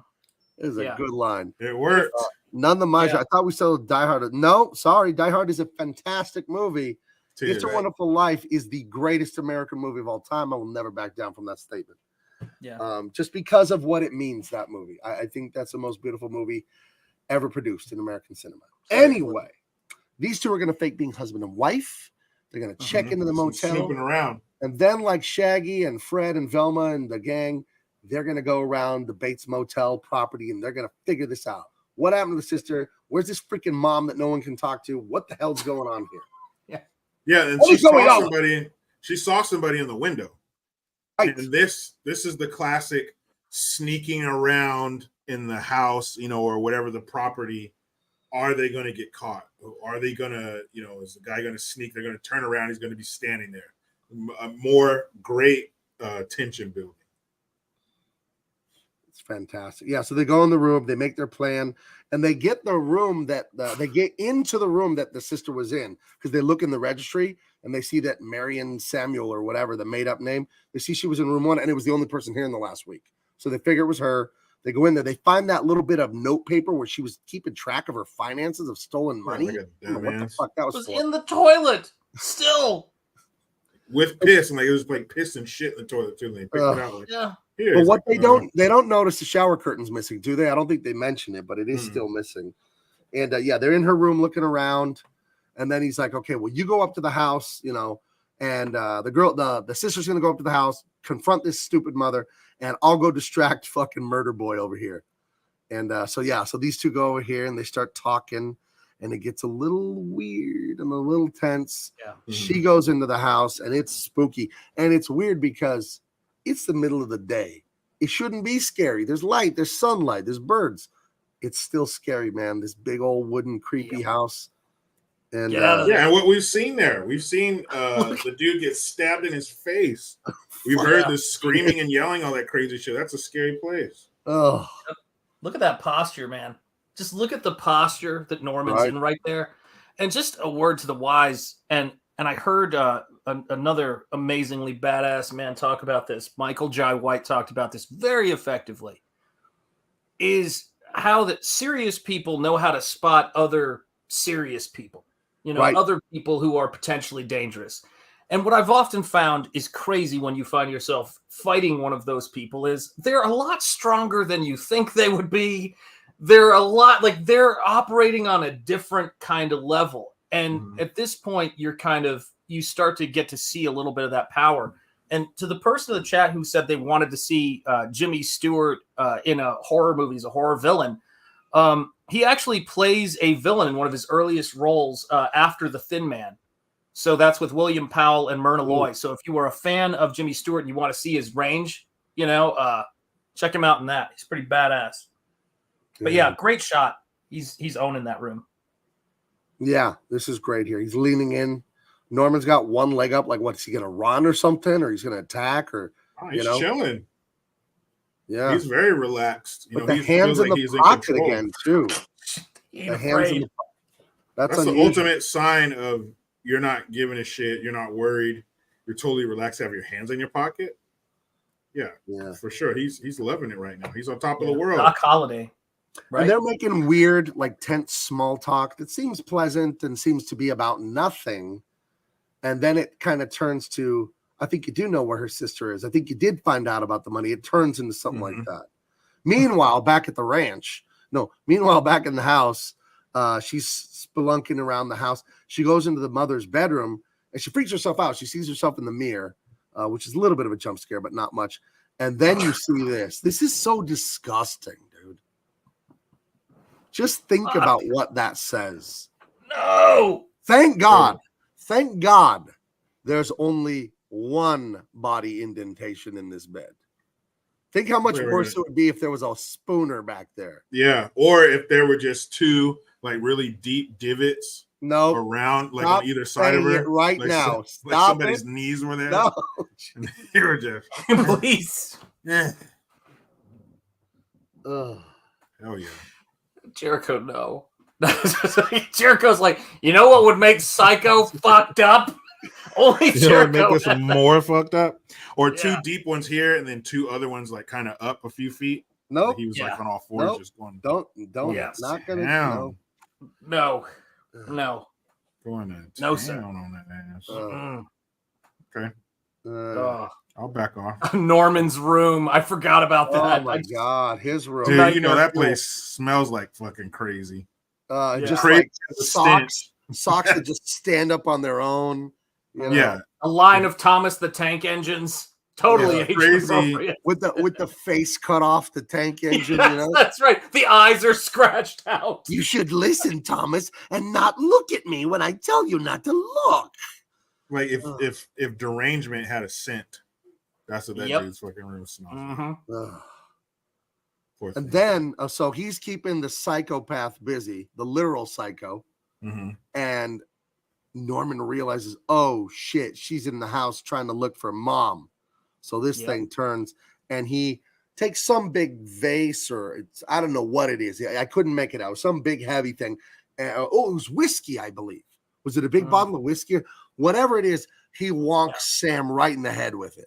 You know, knocking. It doesn't kill him. He doesn't have the time to kill him. He's got to get up there to the house to protect mother from this nosy bitch. It's number one. And he wonks this dude right in the fucking dome with this. I think it was a giant bottle of booze. I think. So Charlie Stevenson says Norman, the proto incel. That's right. This is where they all come from. None the Miser. Norman is loosely based on Ed Gein. Freaky dude. Hey, None the Miser. I'd read a lot about Ed Gein and then Big Ed, whatever, the one that was up in Santa Clara killing people. And it turns out the writer of the Psycho book lived like 30 miles away from where Ed Gein lived in Ed Gein in Wisconsin, like at the time he was murdering those people. And who knows if it was based on that at all. Was it Ed Gein Jr.? Yeah, he was the one that like. Oh, no. No, that's Ed Gein was a different guy. Yeah, Ed Gein is a murderer in Wisconsin who was allegedly making a skin suit out of victims. Yeah. Dig up freshly dead women's bodies, and Dude. I'm not even gonna say it's on Wikipedia. If you're squeamish or you're underage, don't read it. It's don't read it. And don't go. There's a lot of connections with that, though. There's a lot of connections that people have brushes with these people. I mean, we talked about my experience, and this is a true story. This is like when he told me this, I was like, that's terrifying. Eric Weathers, the letterer over at the Rippaverse and Letters Cyberfrog, does work for Ethan, does work for me. He lettered Nosferatu the Crypt Walker. He went to the same church as BTK. What? And before BTK was killing people, or in addition, he was killing animals. And he killed Eric Weathers' family childhood dog. What? That was one of his victims. Yeah. Oh my God. And when Eric told me that, and I was trying to I think his mom actually worked at the same place that he worked. I mean, that is some terrifying stuff. So by the way, guys, if I can, on that, because I'm sharing this story and because, dear God, if you care about your fellow man on this planet, let me just say, this was an unintentional segue. But the amazing and great Eric Weathers, who has been doing amazing work for everybody in this outstanding Iron Age space. Yes, Timmy Mello. Yes. Has got a book out right now called Battle Brick Road, and he's almost to 30K. And I'm going to be doing a big push to try to get him to 30K this week, because he's one of the nicest, most incredibly hardworking, talented guy. Yeah. He's one of those folks that makes sure that all of the books that come out of both CG, the Rippaverse, and the stuff I'm doing, thank God he lettered my book. But he is an incredibly nice guy. And the dude, when he told me that story, I felt sick, man. I was like, that is just good God. You want to talk about tearing up a community, man. But he's a, he didn't know. I mean, he was a kid, like he was a young kid when that shit happened. You know what I mean? But it was, it's terrible. It's just terrible. I remember I told you about the guy at one in an offline conversation we had, Sean. This is nowhere near B2K, but two doors down from my grandparents' house, there was this big, fat, bearded white guy. Like, just I want you to see him in your head, like greasy brown, black hair, and I think he was like not retarded, but low IQ, like weird. Yep. And Norman Bates, he lived with his mother, who just seemed like deranged and dementia. Yeah. She was an old woman, like in her 70s or 80s. He was like 40, and I was like 5 years old. My brother was like 6. So we're at my grandparents' house, and two doors down, and it wasn't a real house. It was like a shack built in the 30s, like in the Depression. The neighborhood we lived in was old there, my grandparents' house in Colorado. The house was built like in 1905. My grandparents' house was a beautiful house built by a doctor like 100 years ago. But this was like a one-bedroom shack. You know, asphalt shingles for the roof? That's what the walls were on the side. That's how damn. And it was like a one-bedroom like shanty they lived in. And he was a fat, weird guy, and he was always trying to play with us and talk to us and fix our bikes. He wanted to fix the swing set. I remember he gave us these balloons that were like tie-dye, trippy designs. And my mom was like, don't be going with Stevie. Don't be going with Stevie. And he was a weird dude. And I remember my parents got divorced when I was 8. We moved away. We moved to California. And I was visiting one summer, and my grandpa's reading the paper, and Stevie had gotten arrested for doing stuff to kids. Well, you imagine. In Colorado Springs. He was going to prison for it. And it was like, yeah, that makes a lot of sense. This dude was bad vibes the whole way. He was a creepy dude. And he always wanted to be around us. And I'll fix your bikes and I'll fix your swing set. And here's a balloon and fucking disgusting. Dude. And he was just a big fat guy, like wearing overalls with this horrible beard and fucking. Don't make me put you down, Stevie. Yeah. The guy I met who was who I hung out with for an evening who was on the run. He had already committed several murders. Is a guy who's a part of a mother-son grifter team. His name was Kenny Kynes, and he's currently serving, I think, 1 or 2 life sentences. I don't know what. And this dude, it's kind of weird. There's this look in the eyes like there ain't nothing there. It's like, again, I hate to say it, like I can paraphrase it, like a doll's eyes don't seem to be living. Like it's that kind of thing, man. It looks like it's a shark. These people look through you, man. And and I knew enough that when he got into some little issue with people, I'm like going, do you fuckers not know what serious people look like? Do not get in this guy's face. He was looking at him like, I know I could kill you, but I kind of need to stay low profile right now. Like that was the look on his face. And you know what I mean? And I'm like, don't fuck with these people, man. Yeah. Get the fuck out of here. No, I remember that Stevie guy. He wanted us to come over to his house. He wanted to talk to all the neighborhood kids. And he had that like crazy disabled mom. And he was like on disability too, because I think he was slightly crazy or retarded or something. I was very little. I couldn't tell. But looking now through adult eyes, like, oh my gosh. Dude, what a came close. But yeah, I think I was 12 or 13 years later, and my grandpa was like, they arrested Stevie down in Pueblo. Like that's South Colorado. And he was doing stuff. You fill in the blank in your head. Doing stuff that doing wood chipper shit. So that's right. Yeah. By the way, Jericho, that'll get you in the wood chipper, son. I hope you still have the position open. Yep. That'll get you in the chipper. And roll. Yeah. I can still see that tie-dye balloon in my head. It was it was dark navy blue, like burgundy red, and then like an off cream white, just swirls. These balloons he gave us one day. Oh my gosh. Turn that wood chipper on, it'll be on 24 hours, 365. Rain, sleet, or snow. We'll put an awning over. We'll put like a little carport kind of thing over it so we can all weather. Keep it going. We'll sleep when the work is done. Right. So Norman conks out Sam, knocks him out, I think with a big bottle of booze or something heavy, runs up to the house. And again, you get more of that great Hitchcock tension here. He's like, where is she? And she's trying to escape from him because he's coming in, making the noise, opening the door. He runs up the stairs. The only place to hide is to run down to the cellar. That's right, the fruit cellar.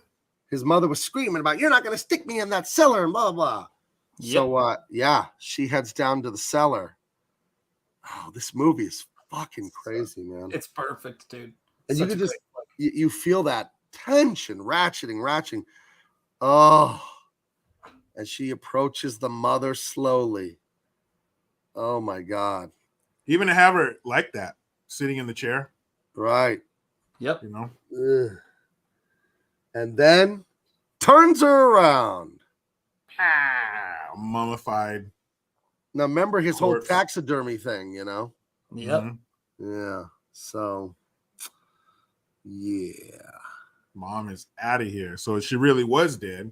So it turns out it was him in the dress. Right. And all that shit. And this really shows you how fucking nuts this dude is. And of course, the blood curdling scream. And then running up behind her. Yeah, there it is. The face of madness. And back then, now it's par for the course, and we're used to seeing it. But seeing a man in a dress was like, whoa, what a fucking nut job. The mom shooting an actor. Hillary close up. Oh, jeez. Yeah, no filters.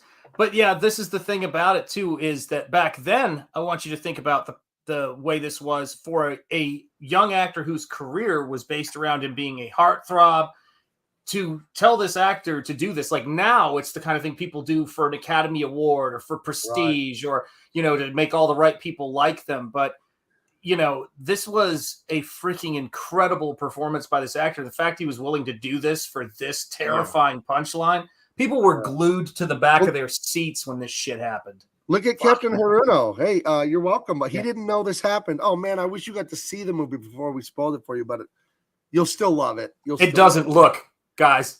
I watched nothing. This movie's amazing. This is the thing I tell you. If the twist of a movie wrecks the movie, it's not a good movie. Like if you find out about it, I've watched this movie so many times and it gets smarter every time I watch it. Like I have to, like there's so, his acting gets better because he sells it to you. You can't. He sells it so fucking well. Right. It's great. Yeah. Hate how her eyes are just holes. That's awful. Yeah. 100%. Oh. Yeah. Terrifying. I hate that her leathery, shrunken skin is still on, you know? Yep. Yeah. Ugh. That's so much worse than it being a skull, you know? Yeah. Just a plain bone skull. Awful. Just truly. He runs in. How dare you look at mother or whatever. Imagine that, right? And you have to think, Mob Seat, you're totally right. Imagine the screams of theater when this was shown. Absolutely, because this is a much more genteel time. There's always been evil and perversion and murder and disgusting people in the world. There's nothing new under the sun. But the culture, it was impolite, it was improper. You didn't talk about these things in public, and you know, just this was untoward to do something like this. It was outrageous. Now, if this came out now, they'd like rate it PG or something, you know, or PG-13. So. Yeah, there's a big community of fans who collect horror art and people do, you know, different things. And if you've seen my Bride of Frankenstein sketch that I'm doing for one of my backers, and I cannot wait to get those books on Friday, man. But did a side view of the Bride of Frankenstein, and I took her hair and I made it be the figure of the bride in the hair, right? Cool. Well, one of the horror paintings I have wanted to do is Marion's point of view of what she actually saw. Silhouette. I want you guys to take, but people don't think about this very much. Marion Crane did not see things out of focus. She did not see him in silhouette because that took a while. Marion Crane, this was the last shit she saw, and she must have been utterly terrified and thinking, what in the fuck? Like, besides what the fuck is happening to me? This was, and so when they show her eye on the floor, dead, you know, like the last image in her eyes, I always think of was essentially this. Right. Fucking terrifying. Well, one of the, I only have a small version of it here. Hold on. Open image and new tab. One of the scary scenes in this movie is she's in the shower. Yeah. And you see, it's going to be small on the screen, but you'll see down here, you see that silhouette come up behind her through the plastic sheet. It's awful. It's so awful when you see stuff like that. It's so that is such scary crap because it's like, oh my God, here comes someone. And I don't know, it's great. He comes in screeching. You know, he's got the knife up. He's ready in her voice. Yeah. Oh, that's true too. In the voice. Yes. And I have this theory, right, about this. I mean, it's not a theory, but it's something I was wondering about. He was able to handle that guy physically before, and he's not now. And I am convinced to this, like when I watch this now, it's because he's mother. He is her now. Because he thinks he's this weak old lady. And I was like, fuck, that's terrifying. And as the dress is coming off and you're seeing his clothes underneath, and he's still talking like her, I'm like, fuck. It's someone, you're right. It's so unsettling because in this scene, Sam, he's recovered from getting whacked on the head, comes in here, disarms him, but he looks like he's being tortured to death. Norman Bates here, like he's writhing, and he's not making noise. It's weird. He's like melting or something. It's so gross. It goes on for like 15, 20 seconds. It goes on way too long.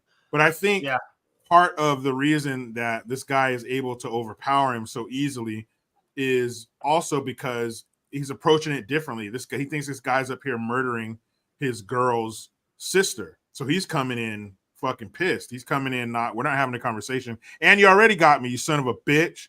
So he's coming in, you know, I'm about to kick the shit out of this dude right now. Right.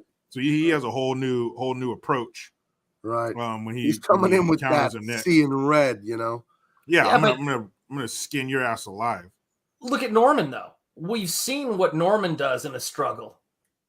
Look at that. Look at what the face and the contortion and the like frail, like not moving. But who has he struggled with? The other guy he killed, he snuck up or he surprised him, basically. Right. You know, he's coming up the steps. He comes out of the room with a fucking 12-inch knife, you know, slices him in the face. And the women, they could, as tall and strong as he is, and you throw in, you know, he's pissed and crazy and all that.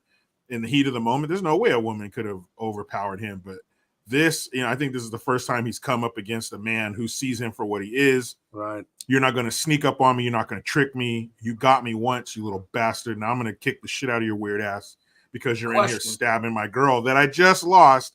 And let's throw that anger log on the fire too, that you killed my girlfriend.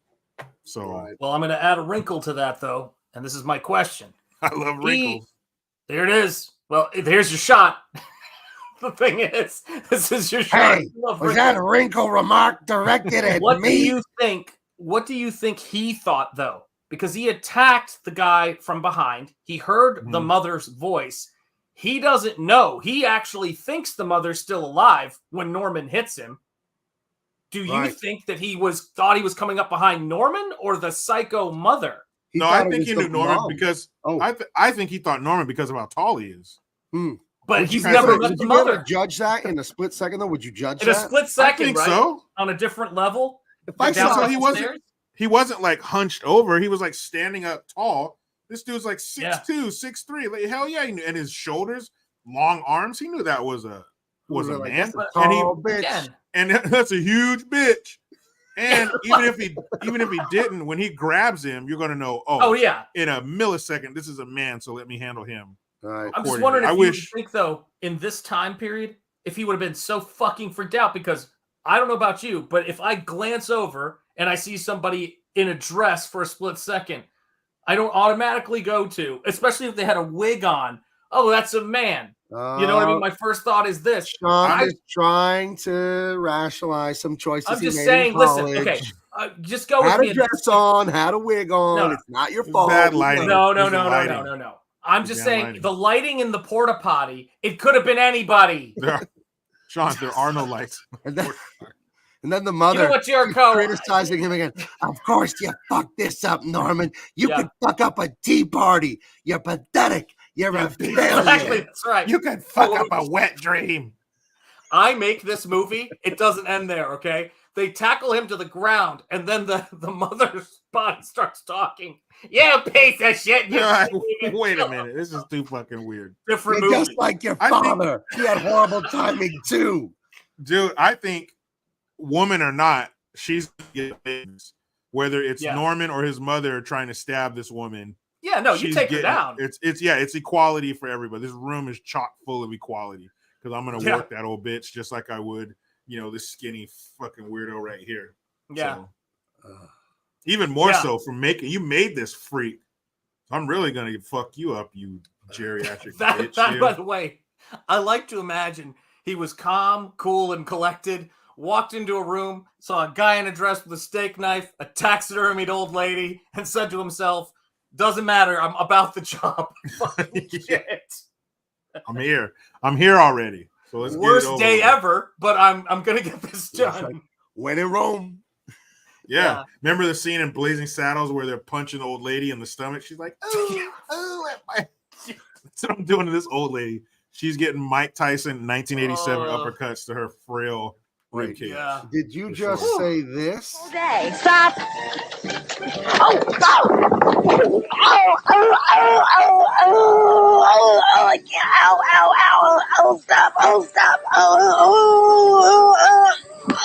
I can't breathe.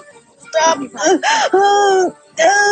No. Oh, boy, dear. I think she's actually hurt. No, there. I think she is. Yeah, she's hurt. She took a hard fall.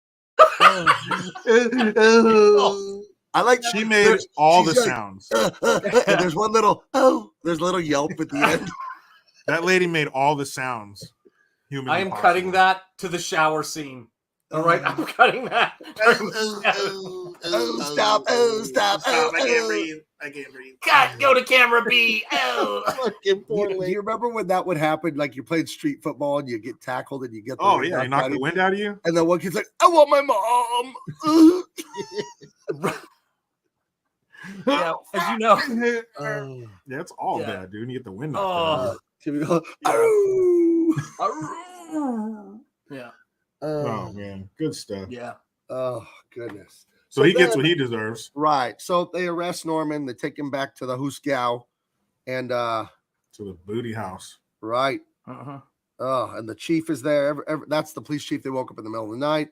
And then this guy comes out And then he explains in that sort of mid-Atlantic accent. Yeah, He goes he's on a like psychologist. a 2-3 minute thing talking about he's not a transvestite, he's a this, he's a that, and he explains the psychology. And it was Norman and his mother living in the same head, but the mother took over, and apparently Norman killed his mom and the stepdad or whatever, because he was jealous. Mom is with someone else now. Actually, he said transvestite. I was very triggered, right? Because those words are violence. Because you can't say those words anymore. And then the smoking. Yeah, go ahead. The smoking. Nobody makes smoking look cooler, right? In these old black and white movies. Chesterfield, they're good for your T-zone. Smoking. Yeah, Chesterfield, they're good for your lungs and your heart. Give them to your baby. Buy them by the cotton. Blow the smoke in your baby's face. It's a nutrient. What was the first brand you smoked, Jericho? If you smoked hypothetically. Oh, that was 8th grade at the Castroville Community Center. A friend of mine and I thought it would be a good idea to smoke some non-filter Salems. There you go. So I ended up on all fours on the bathroom floor at the community center, and the world was spinning. I don't know if it really was, but to me, that world was spinning like a sunbed. So, love that. 7-Up is so pure and wholesome. For a fact, you can give it to babies. This is a real ad from the mid-50s. That's great. What's wrong with giving your baby pure a cup sugar full of 7-Up? I bet you that 7-Up is way better than the 7-Up they have now. True enough. I bet you couldn't take that 7-Up and like polish fucking steel with it, or whatever those videos show. Bullshit that turned out to be true about snacks like that is Mexican Coke. I thought Mexican Coke was just a meme. I knew it was real. I'm like, how could it be any better than regular Coke? But you can get, I don't know if they sell it everywhere, but they sell it here. They sell here. Yeah. And Mexican Coke, it is better. It tastes a lot better. I don't drink It's soda. got sugar cane instead of high fructose corn syrup. Right. Yeah. So wait a minute, they use sugar to sweeten stuff? Yeah, not the high fructose corn syrup. Yeah. Oh, wow. I told him, when I get a Coke with high fructose corn syrup, I'm always like, who cut the shit? Who cut this shit? I want pure sugar cane. Yeah, my first pack of cigarettes, I'm proud to hear you say that, was Pall Mall filterless. I see Kent's from Charlie Stevenson in the chat.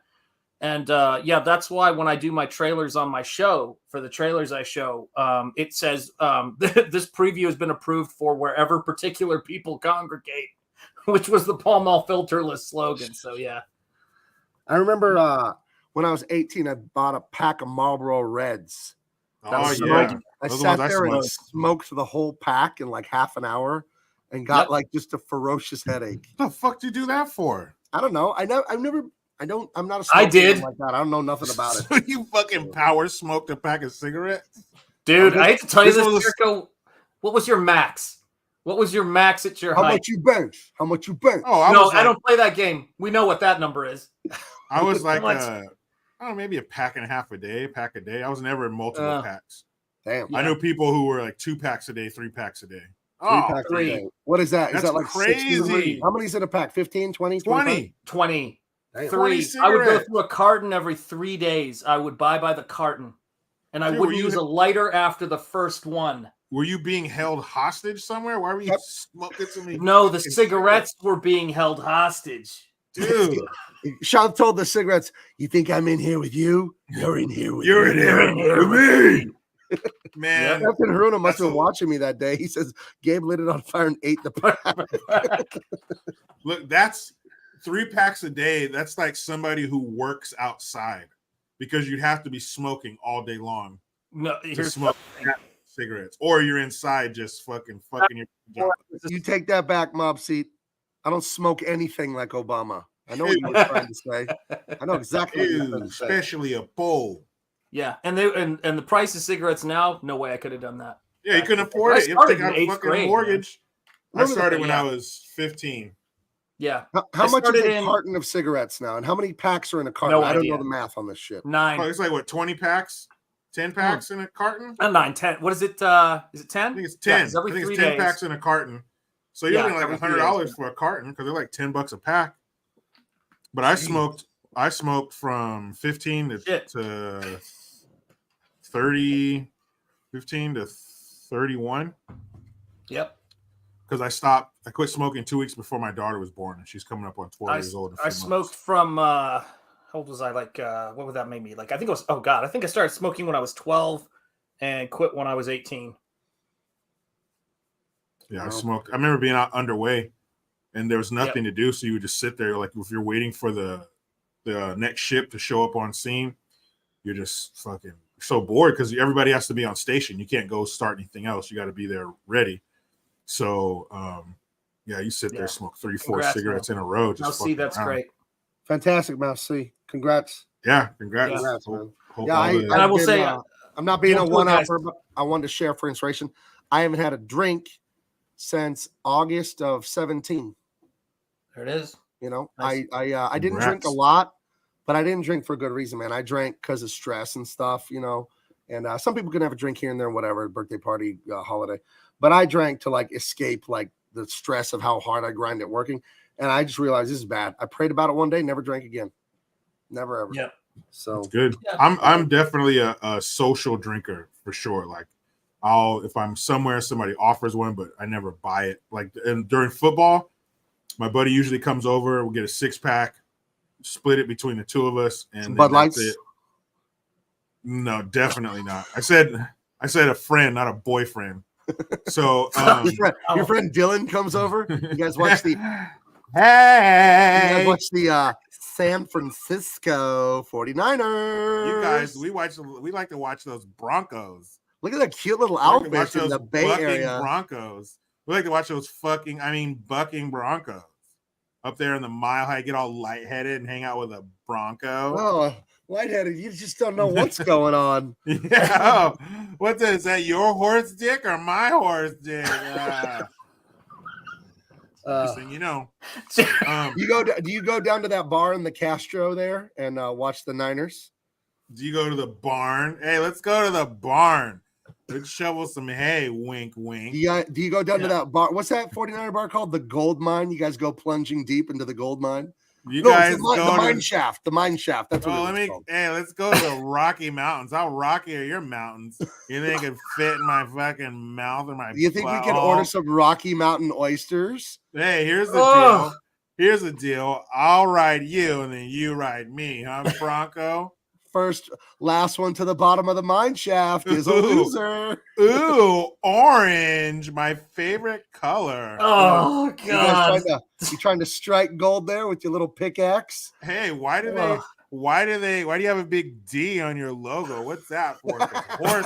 Horse doesn't have any D's in it, but your butt will. All right, and that is the end of gay football talk. That's it. Yeah. So let's this is a family show. Let's go back to the guy who dresses like his mother and stabs people in the shower. Yeah, that's right. Oh my God. But anyway. I wish we had audio for that because I mean, you know, I don't want us to get copyright struck or whatever, but it's worth since you've already know how this movie goes more or less. But again, watch it again. It's the season. The dialogue of what he's thinking and the fact that this is ADR and his, you know, Hitchcock was famous for telling actors, look up, look down, look left, look right. Like that's often what would happen because the audio would be recorded later. That is what he's doing in this sequence. Like you can just see, well, there's a fly on my hand. I won't kill it. They'll see, like in his mind, he is now 100% been taken over by the mother. And he thinks, she goes, it's a terrible thing for a mother to have to convict her son. And you're like, fuck. Right. So he's completely snapped. Right, because this guy, the detective guy, he came out saying that the mother's taken over, and she told me everything Norman did. You know, that Norman killed her and the stepdad, and he killed all those people and buried them in the swamp, and blah blah blah. And it's all, and then they go to the ADR, the voiceover, and it is the old woman's voice, and so. You know, this, that, and the other, but then this fly lands on her hand and they show a close up of it, and she's like, I won't even spot it. And then they'll say to themselves, she wouldn't even harm a fly. And then you've got that. What in this is how Stevie looked. Yep. Hey, have you seen the dissolve balloons? Holy shit, dude. Yeah. When they cut to that car being pulled out before as they cross dissolve to that scene, they superimpose the mother's corpse. There it is. Over his face. And you go, fuck this.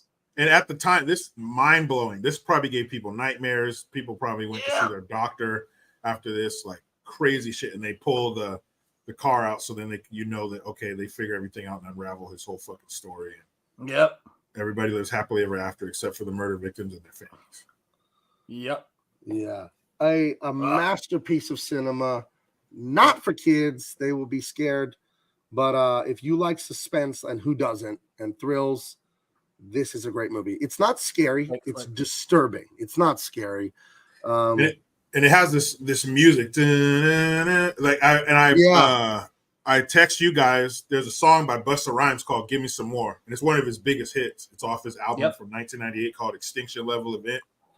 And that violin, that segment, that piece of the violin is looped. It's looped over and over again in the song. Yeah, that one. Yeah, it's crazy, and I had no idea because I'd never seen this movie before.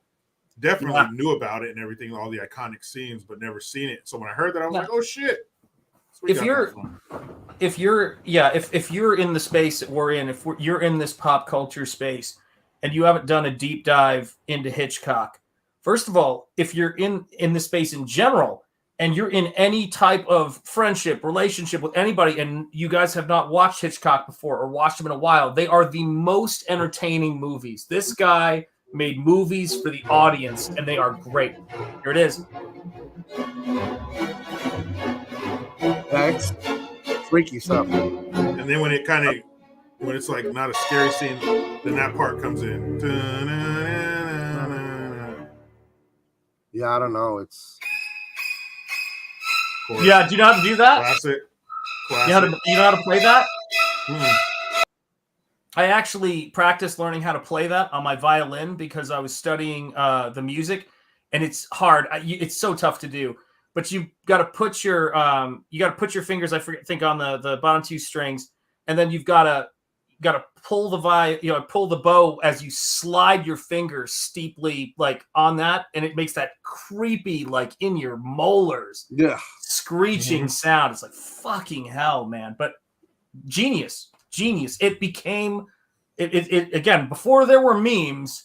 It became a meme in movies. Right. People were just like referencing it all the time. Like, oh, that person's a psycho. You ever see that video of OJ Simpson's gonna do like a tell interview with some lady? This is years after he got off. And he like comes around the corner and goes, dude. Jesus. Like, dude, you must be the most out of touch fucking idiot ever. Why you of all people would ever even fucking joke about stabbing a woman? He dude. did write the book If I Did It, right?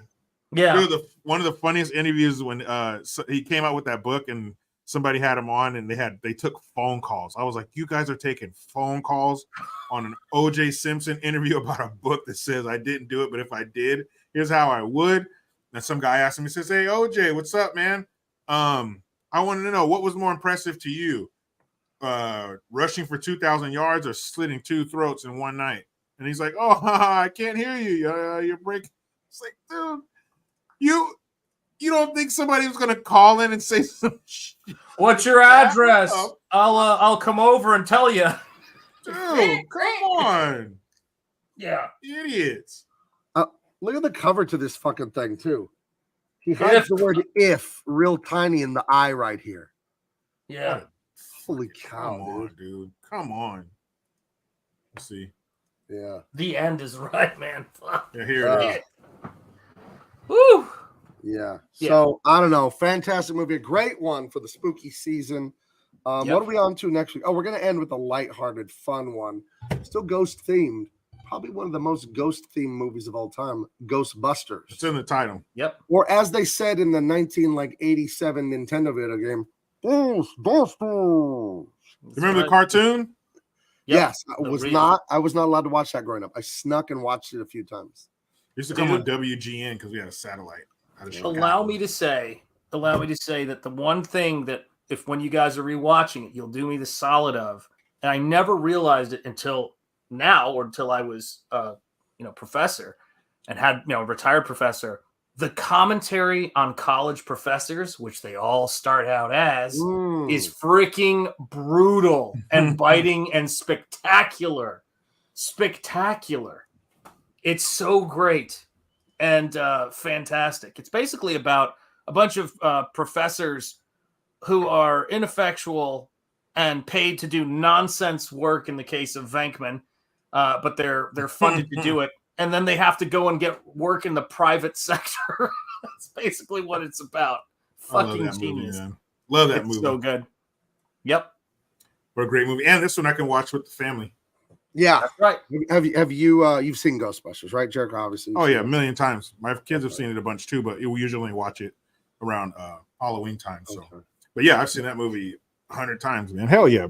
Rick Moranis, fucking Sigourney Weaver. Wait a minute. Rick Moranis, the cadence and that the sound of that name sounds like a great Vato accent name. Rick Moranis. Hey, Rick Moranis, whoa. It's not Moranis, it's Moranis. I'm sorry, that dude is a treasure, and I will never fucking forget when I, just going back to Strange Brew and all that shit, and when I heard that he was walking through New York and someone punched him in the back of the head, I think it was, this was like during the Summer of Love. I remember thinking, everybody in the world was like, who the fuck punches? Like, he's a little dude. He's never fucking done shit to anybody. And he's Canadian. You randomly assaulted them? You fuck? Is there a death penalty for that? The fuck is wrong with him? He's Canadian, man. You know he's a nice guy. Yeah. He's Honey, I Shrunk the Damn Kids. Come on. He's tiny. Sorry. Ooh, sorry. That's what Alex Trebek used to always say that. I was like, why does he say that funny? And then I realized, oh, you're Canadian. He's a fucking Canadian.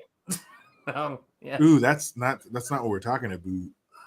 So we're gonna have Ghostbusters to end the spooky season, and then I was wondering, our next double impact is on after next week, so 2 weeks from now, November 1st. Do we do a bonus Halloween one, or do we move right into Arnold Vember or some other man? No, we gotta go Arnold Vember if it falls on the 1st of November. Okay, I found True Lies. If you get I'm gonna get a 7-day trial of Hulu. That's where True Lies is, because I've been looking for True Lies everywhere. My daughter, Minnie, said she found it on Hulu, so I guess we'll do True Lies. But I want to go into Arnold's crappy movies. Twins. That's going to be easy to do. Okay, we're going to do Twins. We're going to do Running Man. We're going to do Junior. Junior, to me, is the all-time most despicable movie ever made. Junior. I hate that movie. He has a baby. You know what, Danny DeVito's a scientist. Arnold has a baby. So I don't know what week we're doing that, but I'm actually sick that week. I'll make sure of it. Junior will make you feel better. You'll feel better about your life because you realize and drink from the toilet. So be it. So because this is an Arnold that you've never seen. We've seen a funny Arnold, a funny everyday everybody's dad Arnold, Jamie. And Jingle All the Way. Of course we've seen action movie. One-liner. Terminator, Predator, Terminator, General Kirby. But what we haven't seen yet is smart intellectual scientist Arnold Schwarzenegger. So that's going to be fun to hear him talk about DNA and the reproductive system. I haven't seen. I saw Junior once. I was a 10th grader.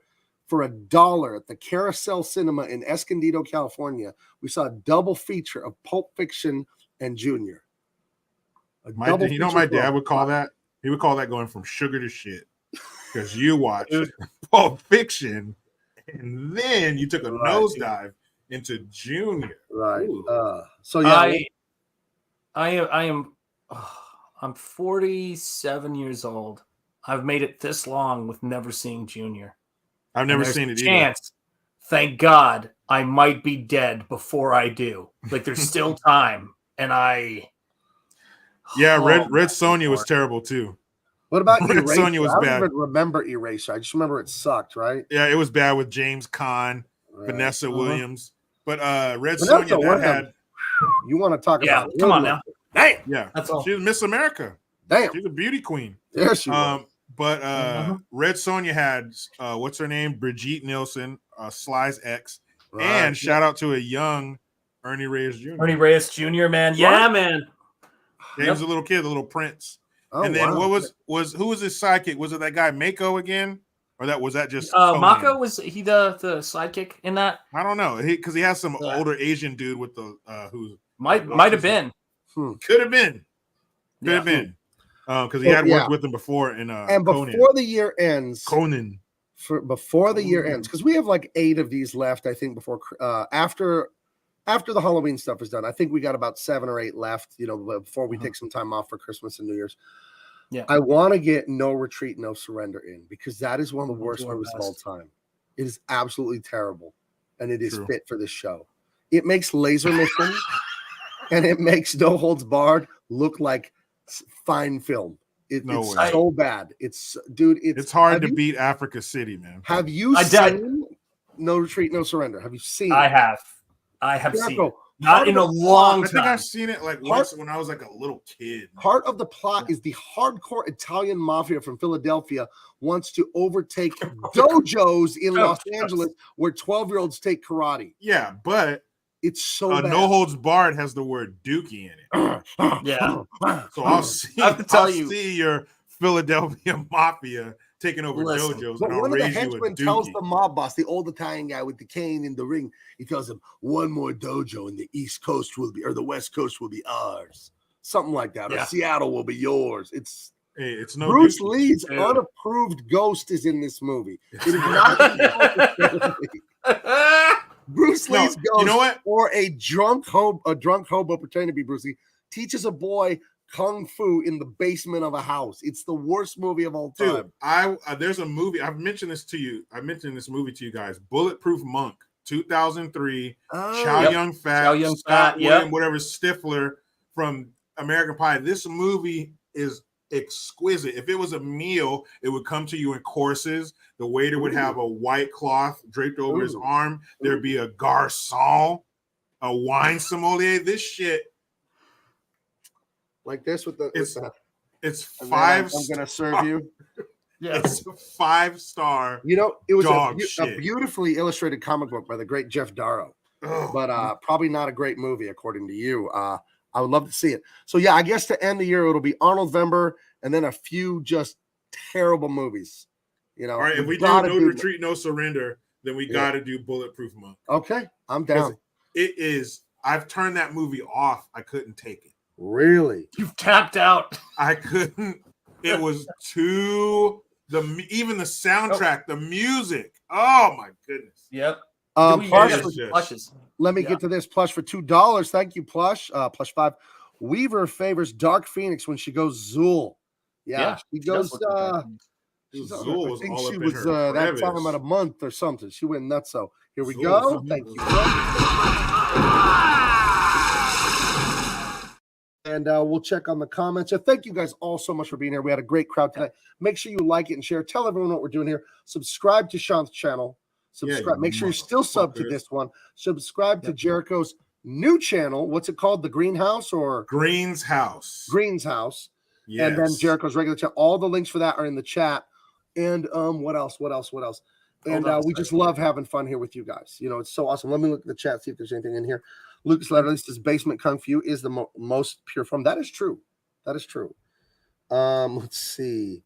Best of the Best. Oh, that's a good one too, man. Yep. Oh, Best of the Best with Eric Roberts. That's right. And the other dude, his sidekick or the second fiddle. That's Ernie. Was it Philip Ree? So that's another Asian Taekwondo family, just like Ernie Reyes Jr.'s family out of California, San Jose. Dude, yeah, badass. Mob Seat says Hercules with Lou Ferrigno is the only movie I've seen where the audience booed. I've never seen an audience boo. That one is wow. It's on par with like Pumping Iron. It's not even it's lower than low budget. But it's 1983, I think. So it's Lou Ferrigno, after he's been a bodybuilder, after Incredible Hulk, still ripped as hell, still fucking yoked, but he has a beard.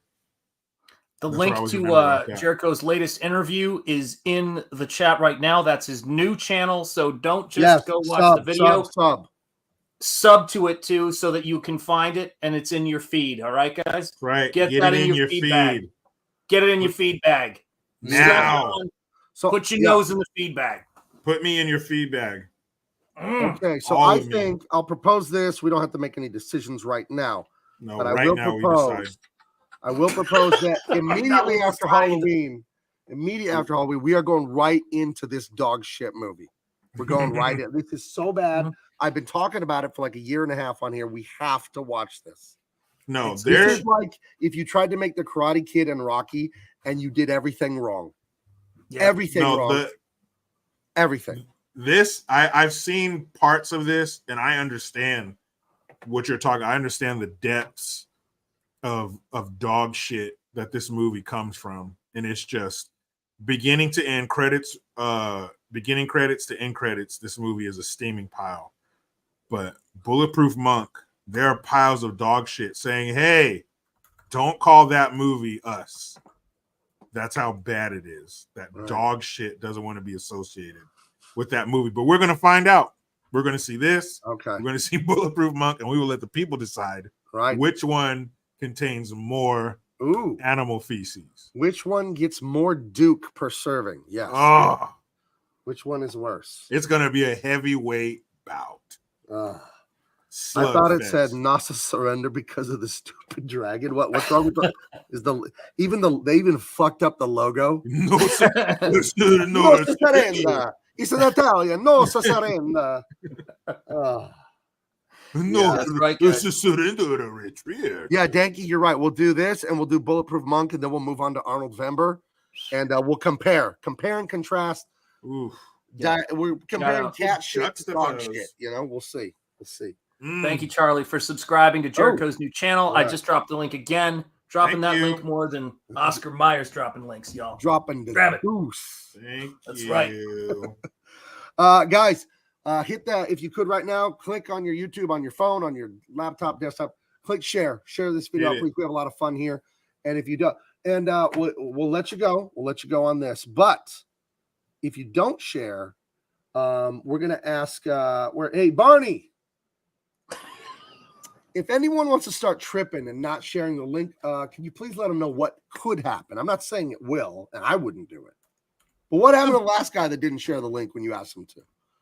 Of course. This is all hypothetical. We would never do any of these things in real life.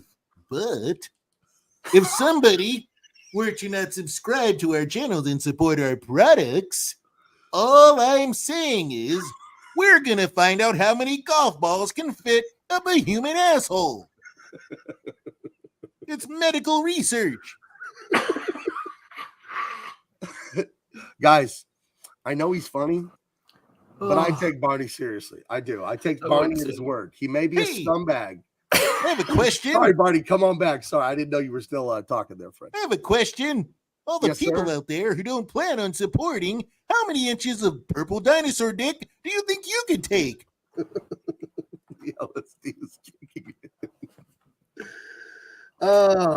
Peace out. All right, guys. We have a fun time with you. Don't look Barney right in the eyes. Just say yes sir, no sir when you talk to him, and we'll talk to you later. Have a good night and a great weekend. See you next week for Ghostbusters.